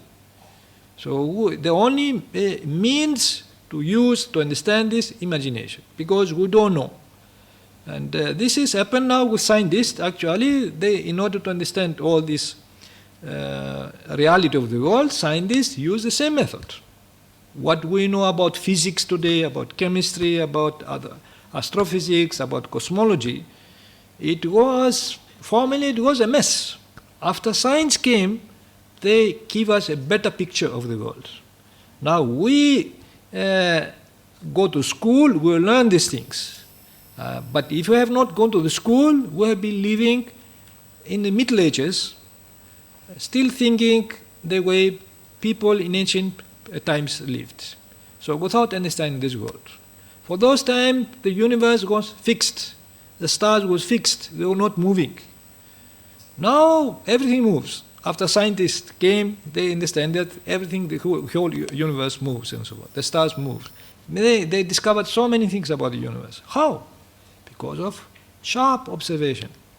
So in the same now, the Buddha has taught the same method, but inside us, to see what happened inside us, the inner universe, to understand ourselves, what happened inside us, through observation. That is through Vipassana meditation. So only then we are able to understand. People who have never used Vipassana meditation, they can't understand their own psychology, they can't understand, analyze their mind. Jadi memang ini suatu hal yang halus ya, sangat sulit sekali. Hanya berlatih samatha saja, Bapak Ibu tidak akan bisa memahami tentang makna terdalam daripada apa yang ingin diajarkan oleh sutta ini. Ini butuh meditasi vipassana untuk mengamati secara langsung bagaimana proses mekanisme dari batin ketika bertemu dengan objek-objek dari luar maupun bagi ketika bertemu dengan objek-objek dari dalam sendiri, fenomena-fenomena batin itu sendiri, bagaimana dia bekerja, bagaimana dia berfungsi di situ. Amati itu sebagaimana apa adanya, bukan seperti apa yang kita mau. Ya, dari situ pemahaman akan muncul. Di sini sama seperti misalnya metode yang diterapkan oleh para saintis ketika mereka mengamati alam semesta ini seperti fisika, biologi, segala macam, kimia. Mereka mengamati secara lama, akhirnya mereka memahami bagaimana alam semesta ini berfungsi atau bergerak, dan kita memiliki pemahaman yang lebih baik. Kalau misalnya kita tidak pergi sekolah, misalnya tidak belajar yang seperti itu, kita masih akan hidup dengan di alam pikiran di mana alam semesta ini isinya dewa-dewa di mana-mana, kan begitu kayak tadi kan. Di mana-mana dewa, ini dewa, ini dewa. Kenapa ini terjadi? Ya dewa gitu ya. Nah, ini tapi ketika Bapak Ibu dengan menerapkan metode vipassana, ini Bapak Ibu sebenarnya sedang menjadi seorang meneliti ke dalam, mengamati ke dalam, sehingga Bapak Ibu bisa mengerti. So even the medical science, for example, discovered so many good things for us. But for many people, if they got sick, they will think, oh, it's a bad spirit. Bad spirit came in you, therefore you have to go to the exorcist to get rid of your bad spirit, and all, then you can survive. So if you get cancer, bad spirit. If you get stomach pain, bad spirit. So everything about the bad spirit. Maybe they have to go to the temple to make animal sacrifice, take a chicken, kill the chicken, the blood, offering blood for the spirit to go away so that you can be healed. This has been done for centuries and centuries like that. People, they've done this. So now, of course, medical science came and told stop. Here, pill. You have a pill. So because they make a lot of research, they found out and so forth how to heal this sickness and so forth. How? By observation. They found bacteria. These are the bad spirits. Who are these bad spirits? The bad devas, bacteria. Okay, these are the bad spirits. We found the bad spirits. So, and then how? Observation. Again, under microscope, they understood how these bacteria develop, how to remove them, how to change the process and so forth, the chemicals they produce. And ultimately with medicines, now we get the pill, you get healed. So how? Because of this study, methodical, systematic study. It took years and years to do like that. So therefore now this is science. So many people now, they have given up all this kind of superstitions because of science. And science progress how? With methodical observation and study and so forth to understand this phenomena. This time now with Vipassana meditation we do something like that about our mind. To understand our mind, we have to observe our mind again, and find how our mind operates, how it produces perception, this imagination, delusions, illusions, hallucinations, and so forth, in order to overcome and heal our mind. Vipassana is called to heal the mind, purify our mind from this kind of delusions we have about ourselves. And this is through observation. And especially Satipatthana Sutta, which the Buddha teaches, is called Anupassana, Chittanupassana, to observe the mind again, to observe the feelings, to observe the other mental phenomena. There is a method for that. So many people now, they don't know. If they don't know, of course, they will go on, have their own imaginations, false beliefs about the thoughts and so forth, whatever. Jadi ini bisa diibaratkan seperti dalam dunia kedokteran ya. Kalau zaman dulu di abad pertengahan, orang selalu menganggap kalau sakit disebabkan karena roh jahat gitu ya. Sakit kanker, oh ini roh jahat. Kena pilek, roh jahat. Diare, roh jahat gitu ya. Jadi mereka cara penyembuhannya karena tidak tahu, karena itu dianggapnya roh jahat, maka pergi ke will. Lalu apa, potong ayam misalnya, di situ darahnya dipersembahkan kepada dewa-dewa tertentu.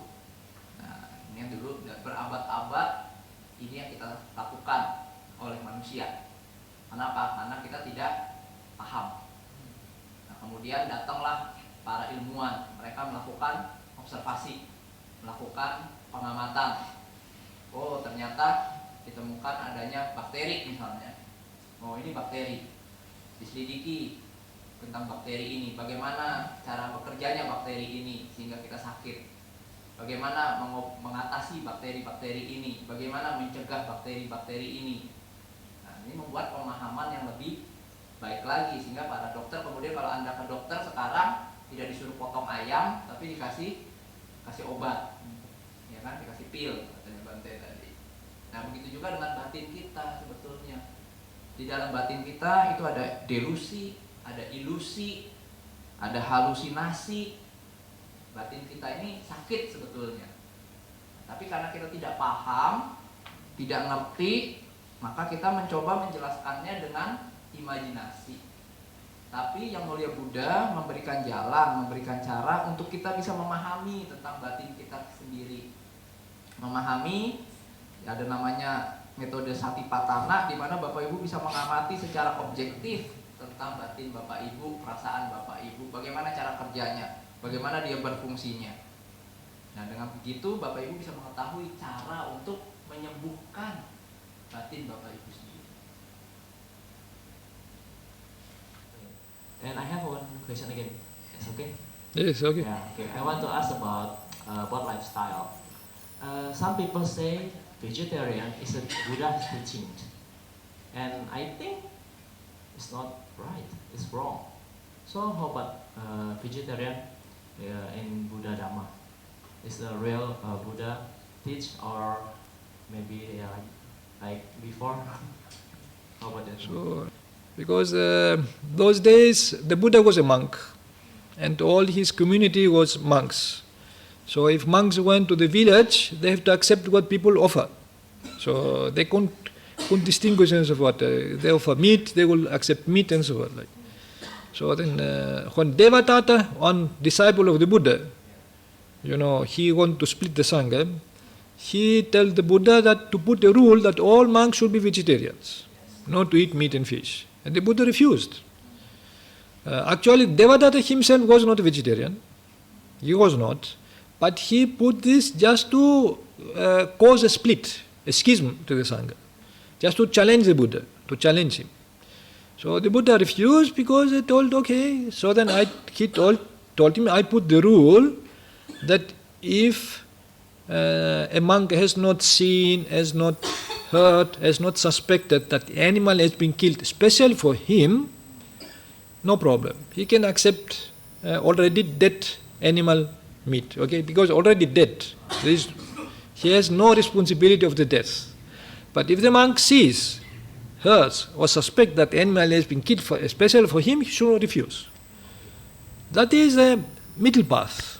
Middle path, okay? You are not vegetarian, you are not also not meat eating. But you depend, if the animal is wicked for you, don't take. If the animal is not wicked for you, if you like to take, you can take. If you don't like, you don't take.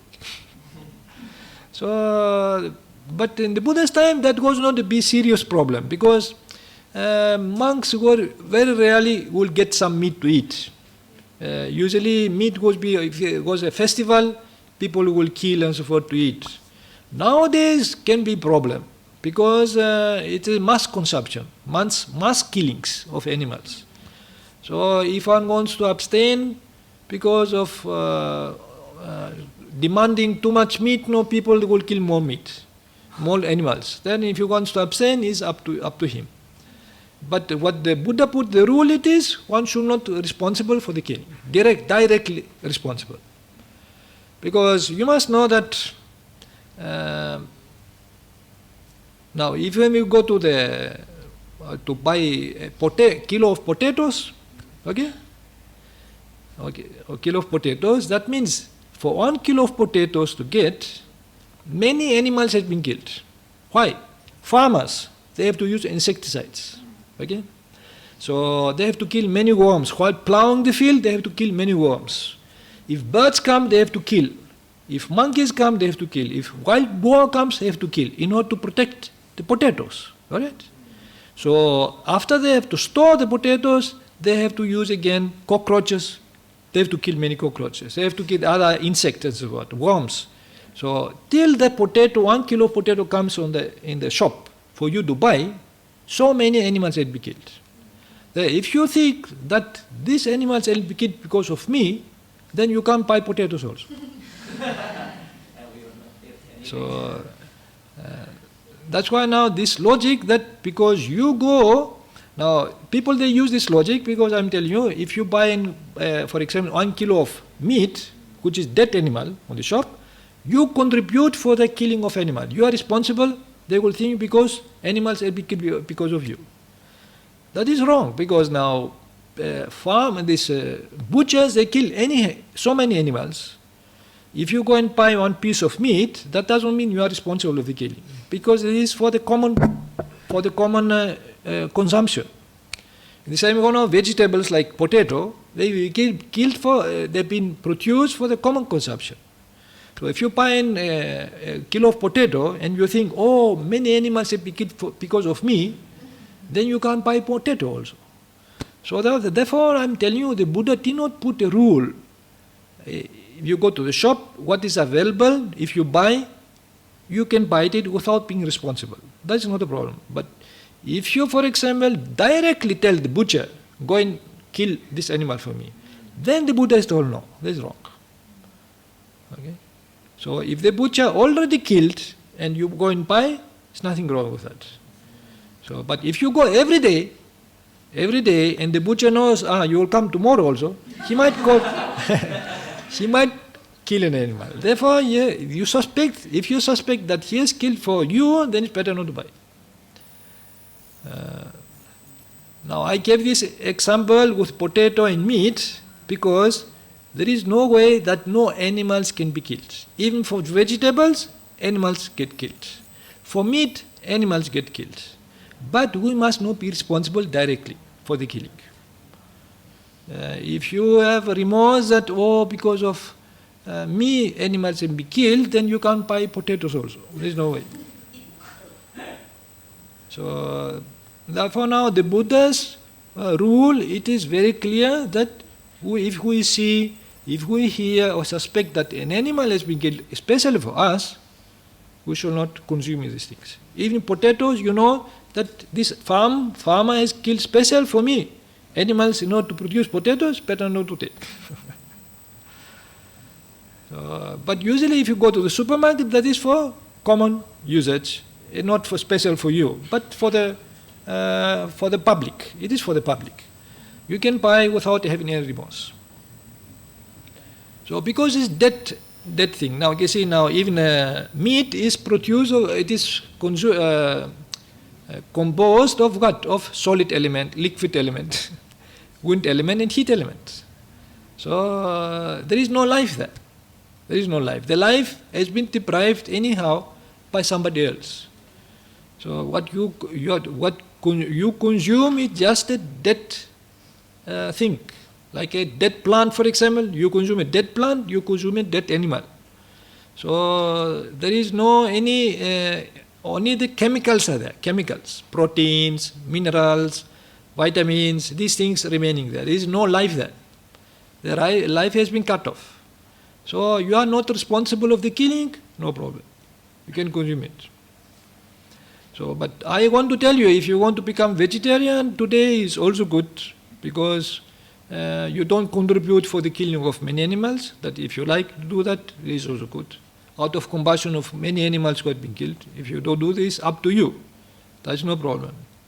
If you do it for health reasons, it's also good. Because many of these animals have been injected with antibiotics, with hormones, and it's not so good for health.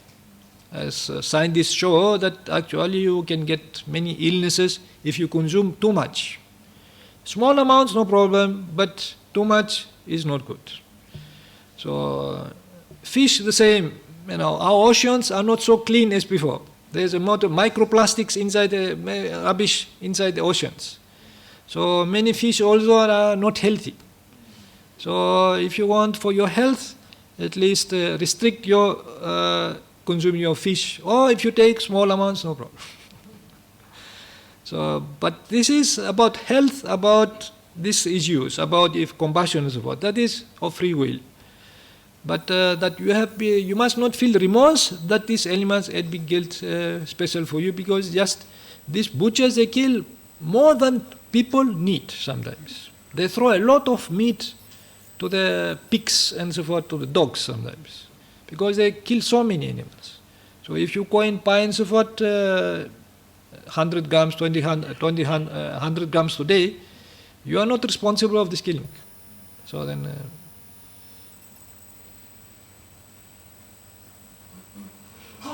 Thank you, Bante.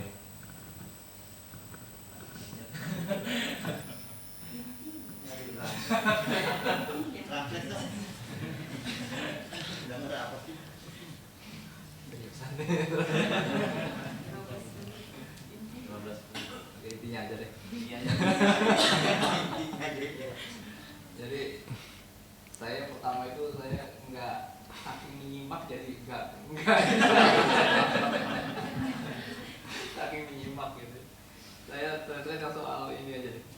Vegetarian tadi ya. Oke, vegetarian deh. Masih ingat kalau yang vegetarian. Oke, jadi first things first. Pertama, apakah di dalam Buddhisme harus vegetarian apa enggak? Enggak. Ya, kenapa? Karena yang muda-muda sendiri dulu pernah ada Bante Dewadatta datang ingin memberikan nambah aturan ya, bahwa agar para bhikkhu tidak mengkonsumsi daging dan ikan. Lalu itu ditolak. Ya, jadi clear secara aturan Buddhisme, awal Buddhisme yang kita tahu itu tidak vegetarian. Ya. Nah, tapi Bante bilang kalau memang mau jadi vegetarian nggak apa-apa. Jadi contohnya karena merasa dengan compassion, melihat tidak tahan, melihat bahwa ingin berkontribusi untuk keselamatan kesejahteraan para makhluk, ya kan, tidak mengkonsumsi daging, ya itu baik, nggak ada masalah. Kedua, misalnya untuk masalah kesehatan, daging itu sekarang produksinya itu hewan-hewan disuntikin macam-macam hormon, macam-macam antibiotik. Ikan-ikan di laut itu juga sudah tercemar ya. Karena lagi problem tadi Bante singgung soal mikroplastik, ya kan. Kalau karena masalah kesehatan, saya mau mengurangi konsumsi daging atau tidak mengkonsumsi daging sama sekali, ya nggak masalah, tidak ada masalah. Tapi yang bermasalah kalau Bapak Ibu merasa bersalah ketika mengkonsumsi daging. Jadi berhenti mengkonsumsi daging karena merasa bersalah ikut berkontribusi atas pembunuhan hewan itu.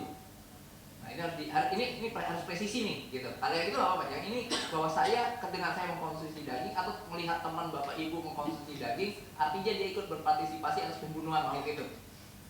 Nah, untuk yang ini perlu dikoreksi. Kenapa? Karena ketika selama Bapak Ibu tidak meminta hewan itu dibunuh khusus buat Bapak Ibu, atau mengetahui bahwa dia memang dibunuh langsung untuk konsumsi Bapak Ibu tidak berkontribusi atas pembunuhan dia. Yang tersajikan di piring Bapak Ibu itu hanya 4 elemen, berarti kan? Loh iya loh, hanya 4 elemen. Proteinnya ada di situ, vitaminnya, mineralnya ada di situ, ya kan? Tapi kehidupannya sudah beres, bukan Bapak Ibu yang beresin, gitu.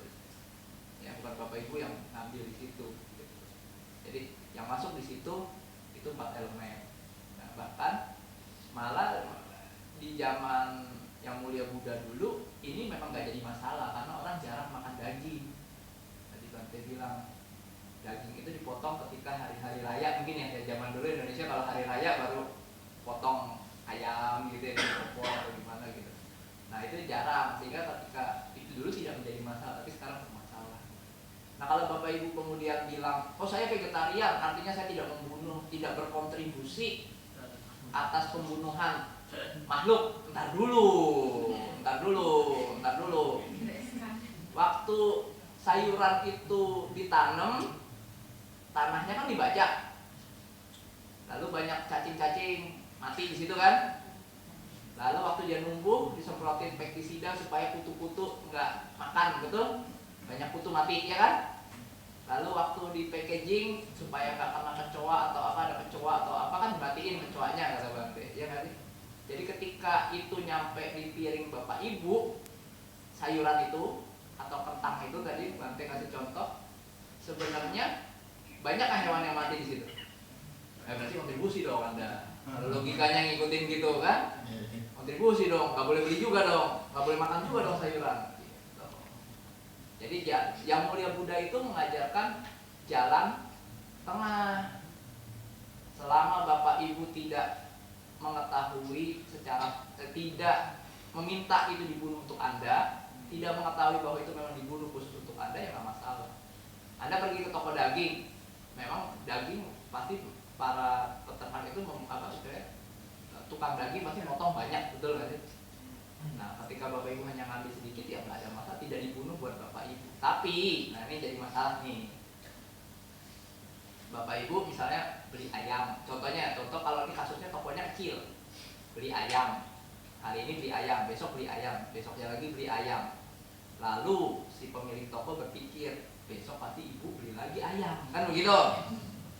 Daripada kehabisan, maka hari ini saya memotong ayamnya ditambah, kan begitu? Nah, kalau Bapak Ibu tahu atau mencurigai hal seperti itu terjadi, stop.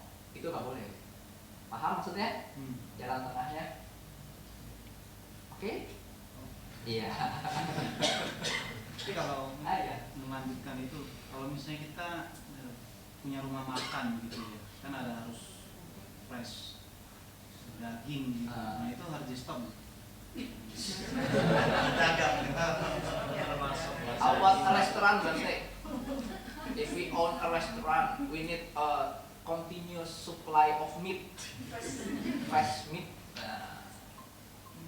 How we know it's not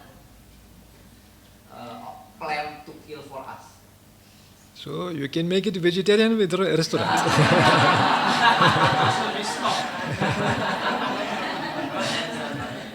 Kalau ragu, bikin restoran vegetarian aja. Ya, kalau ragu, cari aman ya. Now, because I have to explain. Now, the Buddha put for lay people, no, not only for lay people, let's see, a kind of precept which called right livelihood. Right livelihood. That is the Noble Eightfold Path. There is right action, right speech, and right livelihood. Now, for lay people, right livelihood means they should not engage in a trade, in business, where to do with selling animals or selling the meat of animals, like that. Now, they don't kill, but they sell the meat of animals. That is wrong livelihood. You don't commit panatipata, means killing animals, but in that case you you spoil your livelihood by selling the meat of the butchers. Butchers kill and you sell the meat. That is wrong livelihood. So therefore now they who want to avoid wrong livelihood, they should not engage in such business which they have to sell the meat of fish or meat. They have to avoid. But in that case now, that doesn't mean they commit panatipata. Panatipata means killing of animals, but to purify their livelihood, they better to avoid, to contribute in selling animals or the meat of animals. Paham ya maksudnya? Jadi ketika Anda buka restoran, lalu jual daging di situ kan, tidak melanggar sila yang panatipata. Jadi bukan melanggar sila yang pembunuhan makhluk hidup, nggak ada urusan dengan itu. Tetapi ada aspek dari jalan mulia berunsur 8 yang terkait dengan penghidupan benar. Nggak dengar nggak? Penghidupan benar. Ya, penghidupan benar. Nah, di dalam penghidupan benar untuk umat awam yang mulia Buddha memberikan batasan, yaitu contohnya salah satunya adalah tidak terlibat dalam perdagangan hewan, ya, hewan untuk dijagal, maksudnya hewan untuk dijagal, ataupun daging hewan. jadi dalam kasus seperti ini, walaupun tidak melanggar panatipata, tapi ini menodai penghidupan benar daripada umat awam. Nah, itu bahasanya. Sehingga kalau ingin punya penghidupan yang lebih baik, yang lebih tepat sesuai Buddha Dhamma, yang seperti ini harus dihindari.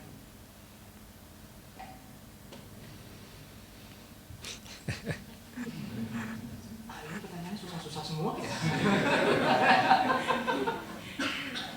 Oke.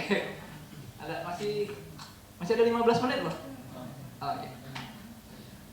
Mungkin gimana kita punya batin itu, misalnya doa lah.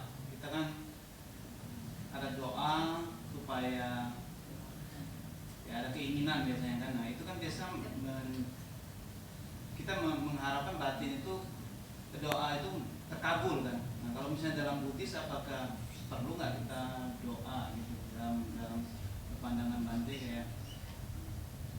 Terus juga Buddha kan bilang semua hal itu kan dimulai dari pikiran kan. Nah, apakah kita kayak pengen memakan juga harus dari pikiran, usaha, doa itu juga pengen, kayak misalnya kita pengen sehat kan. Pengen sehat, kita selain minum obat kita juga doa supaya kita sehat. Nah, apakah penting ya kita doa? Bante, as a Buddhist, do we need to do prayers, Bante? Do we need to do prayers? Prayers to whom? To whom? Siapa? Pada diri sendiri, misalnya kalau kita kan semoga aku sehat gitu. Oh, Kayak mungkin wishful dong, berharap dong. aspirasi berharap. Doa atau aspirasi bukan? Oh, doing aspiration or wishful thinking. Yes, aspiration is good. Some good wishes. We usually tell good wishes. May I be healthy? Yes, May I be healthy and so forth. Yes, positive. Apakah membawa impact nggak itu sebenarnya? Is it impactful, Bante? Doing that aspiration, is it impactful? There are some aspirations are not. Some aspirations are yes. It depends on case. If it is for us to, for example, now in metta meditation, we wish to be without hatred, without ill will, without anger, without hate, and to be happy. Okay, be happy. So not to have this kind of depressed thoughts, depressed mind, stressful mind. That is to remove negative thoughts and arouse positive thoughts about ourselves, and also wish other people to be happy. So that is good wishes. Sometimes, okay, we can. There is a limit for that. Limit how many people we can make happy. Because if we wish other people to be happy, all people are not happy. They don't become happy. But it's some good wish for what? For us not to have any bad intentions towards other people also. So this is a kind of limited aspiration. Aspiration is what which has a certain limit. We can't make everybody happy. If we should be happy, all people are not becoming happy. No, we have certain limit. That is a limitation for this aspiration. This aspiration, what to wish other people to be happy. This is limited aspiration. Positive aspiration, but there is a limit. So other aspirations for now, I want to meditate. Okay, if I want to meditate, if you make aspiration, this aspiration can help you to make a determination to meditate. Or I want to be a very virtuous person, if you wish. This aspiration can help you to be a virtuous person, to protect your sila, not to break your sila. It makes you more strong, this aspiration. So therefore, this is positive. You can extend this. There is no limit for that. Because you can actually take 5 precepts, 8 precepts, like that, more precepts, and continue like that. There is no limit for the aspiration. So for your development, you can make very good progress. But for others, of course, you can't help. If you aspire all people to be free of suffering, some people you can succeed to help them, but you can't help all people. There is no way. There is aspiration with a limit. But it's good aspiration, no problem. Therefore now we have aspiration with a certain limit, some aspiration without limit for ourselves. If it is for ourselves, we can actually do the aspiration, can help us to progress in life and so forth. Without aspiration, there is no way to progress in life. So, but you must understand, for ourselves, who can make aspiration, it can be without limit. For other people, if you make aspiration, it can be with limit. Both ways, good. Both ways good. Even with limit, at least there is some good effect. Baik, jadi terkait dengan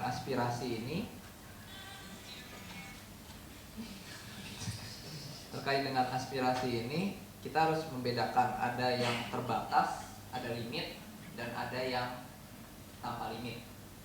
Yang aspirasi yang terkait dengan pihak-pihak eksternal atau orang lain, misalnya ketika kita dengan meta meditation gitu ya, kita berharap semua orang itu terbebas dari kebencian, terbebas dari rasa marah, dan semoga semua makhluk itu berbahagia misalnya. Ini merupakan pengharapan yang baik. Kita mengharapkan aspek-aspek yang negatif itu hilang dan berharap aspek-aspek yang positif itu muncul. Ini pengharapan yang baik, tapi ada limitnya, di mana tentunya sangat mustahil kita bisa membuat semua makhluk menjadi bahagia. Kita harus sadari ada limitnya di sini. Tapi ketika berkait dengan diri kita pribadi, ini tidak ada limit dalam arti, dan ini merupakan aspek bajik yang bisa membantu Bapak Ibu semakin berkembang dalam latihan. Contoh misalnya ketika Bapak Ibu memiliki aspirasi semoga saya menjadi orang yang bermoral, ya, Bapak Ibu bisa bergerak banyak dari misalnya tadinya ngambil 5 sila, ngambil 8 sila, bahkan ngambil 227 sila, kemudian mengembangkan batin lebih jauh lagi dengan bermeditasi. Nah, ini nggak ada limitnya sampai kemudian mencapai level yang tertinggi gitu ya. Saya rasa gitu ya. Now, if we, for example, chant this Mangala Sutta or Ratana Sutta and so forth, then in the end we tell, but this truth, may they would be well-being. That is all aspiration. Well-being means good things to happen. By the truth of this and so forth, by the power of the Buddha, of the Dhamma, of the Sangha, may good things will happen in our life. That is all aspiration. But this is limit. How much? Good aspiration, but you must not expect much. But there are good thoughts. We generate good thoughts, not bad thoughts. That is also quite a kind of development, good development for ourselves. But this is not praying. This is not praying. This is good wishing. Wishing is one thing, praying is one thing. Praying is what? For example, you pray from the Buddha. Buddha, I have problems in house, in my home. Please come, help to solve my problems. So that is problem. This is what people go and pray for gods. So they give some gifts, flowers and fruits, and tell, I give you so much, you must give me so much. This is business. Praying is like a baker, A baker in the street who is baking. Like baking. Give me this, give me that. So we usually share the merits. We make something good action, and we share this merits with other friends, beings and devas and so forth. We want to give, not to take. The more you give, so automatically you will get anyhow.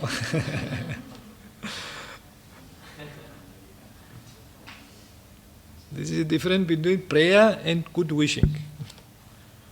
Jadi sini kita perlu bedakan ya antara berdoa dengan inspirasi bajik ya.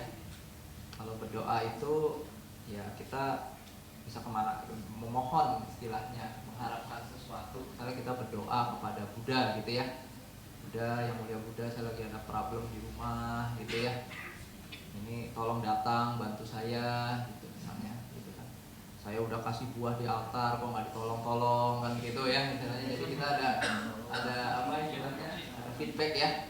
Saya memberi ini dapat ini. Jadi kata Bante seperti seorang pengemis yang minta gitu ya. Itu adalah berdoa. Nah tapi yang di Buddhis ini adalah aspirasi bajik ya. Nah, saya berharap semoga, nah itu dengan berharapnya apa? Semoga saya bisa mengembangkan faktor-faktor yang bajik dan mengurangi faktor-faktor yang tidak bajik gitu.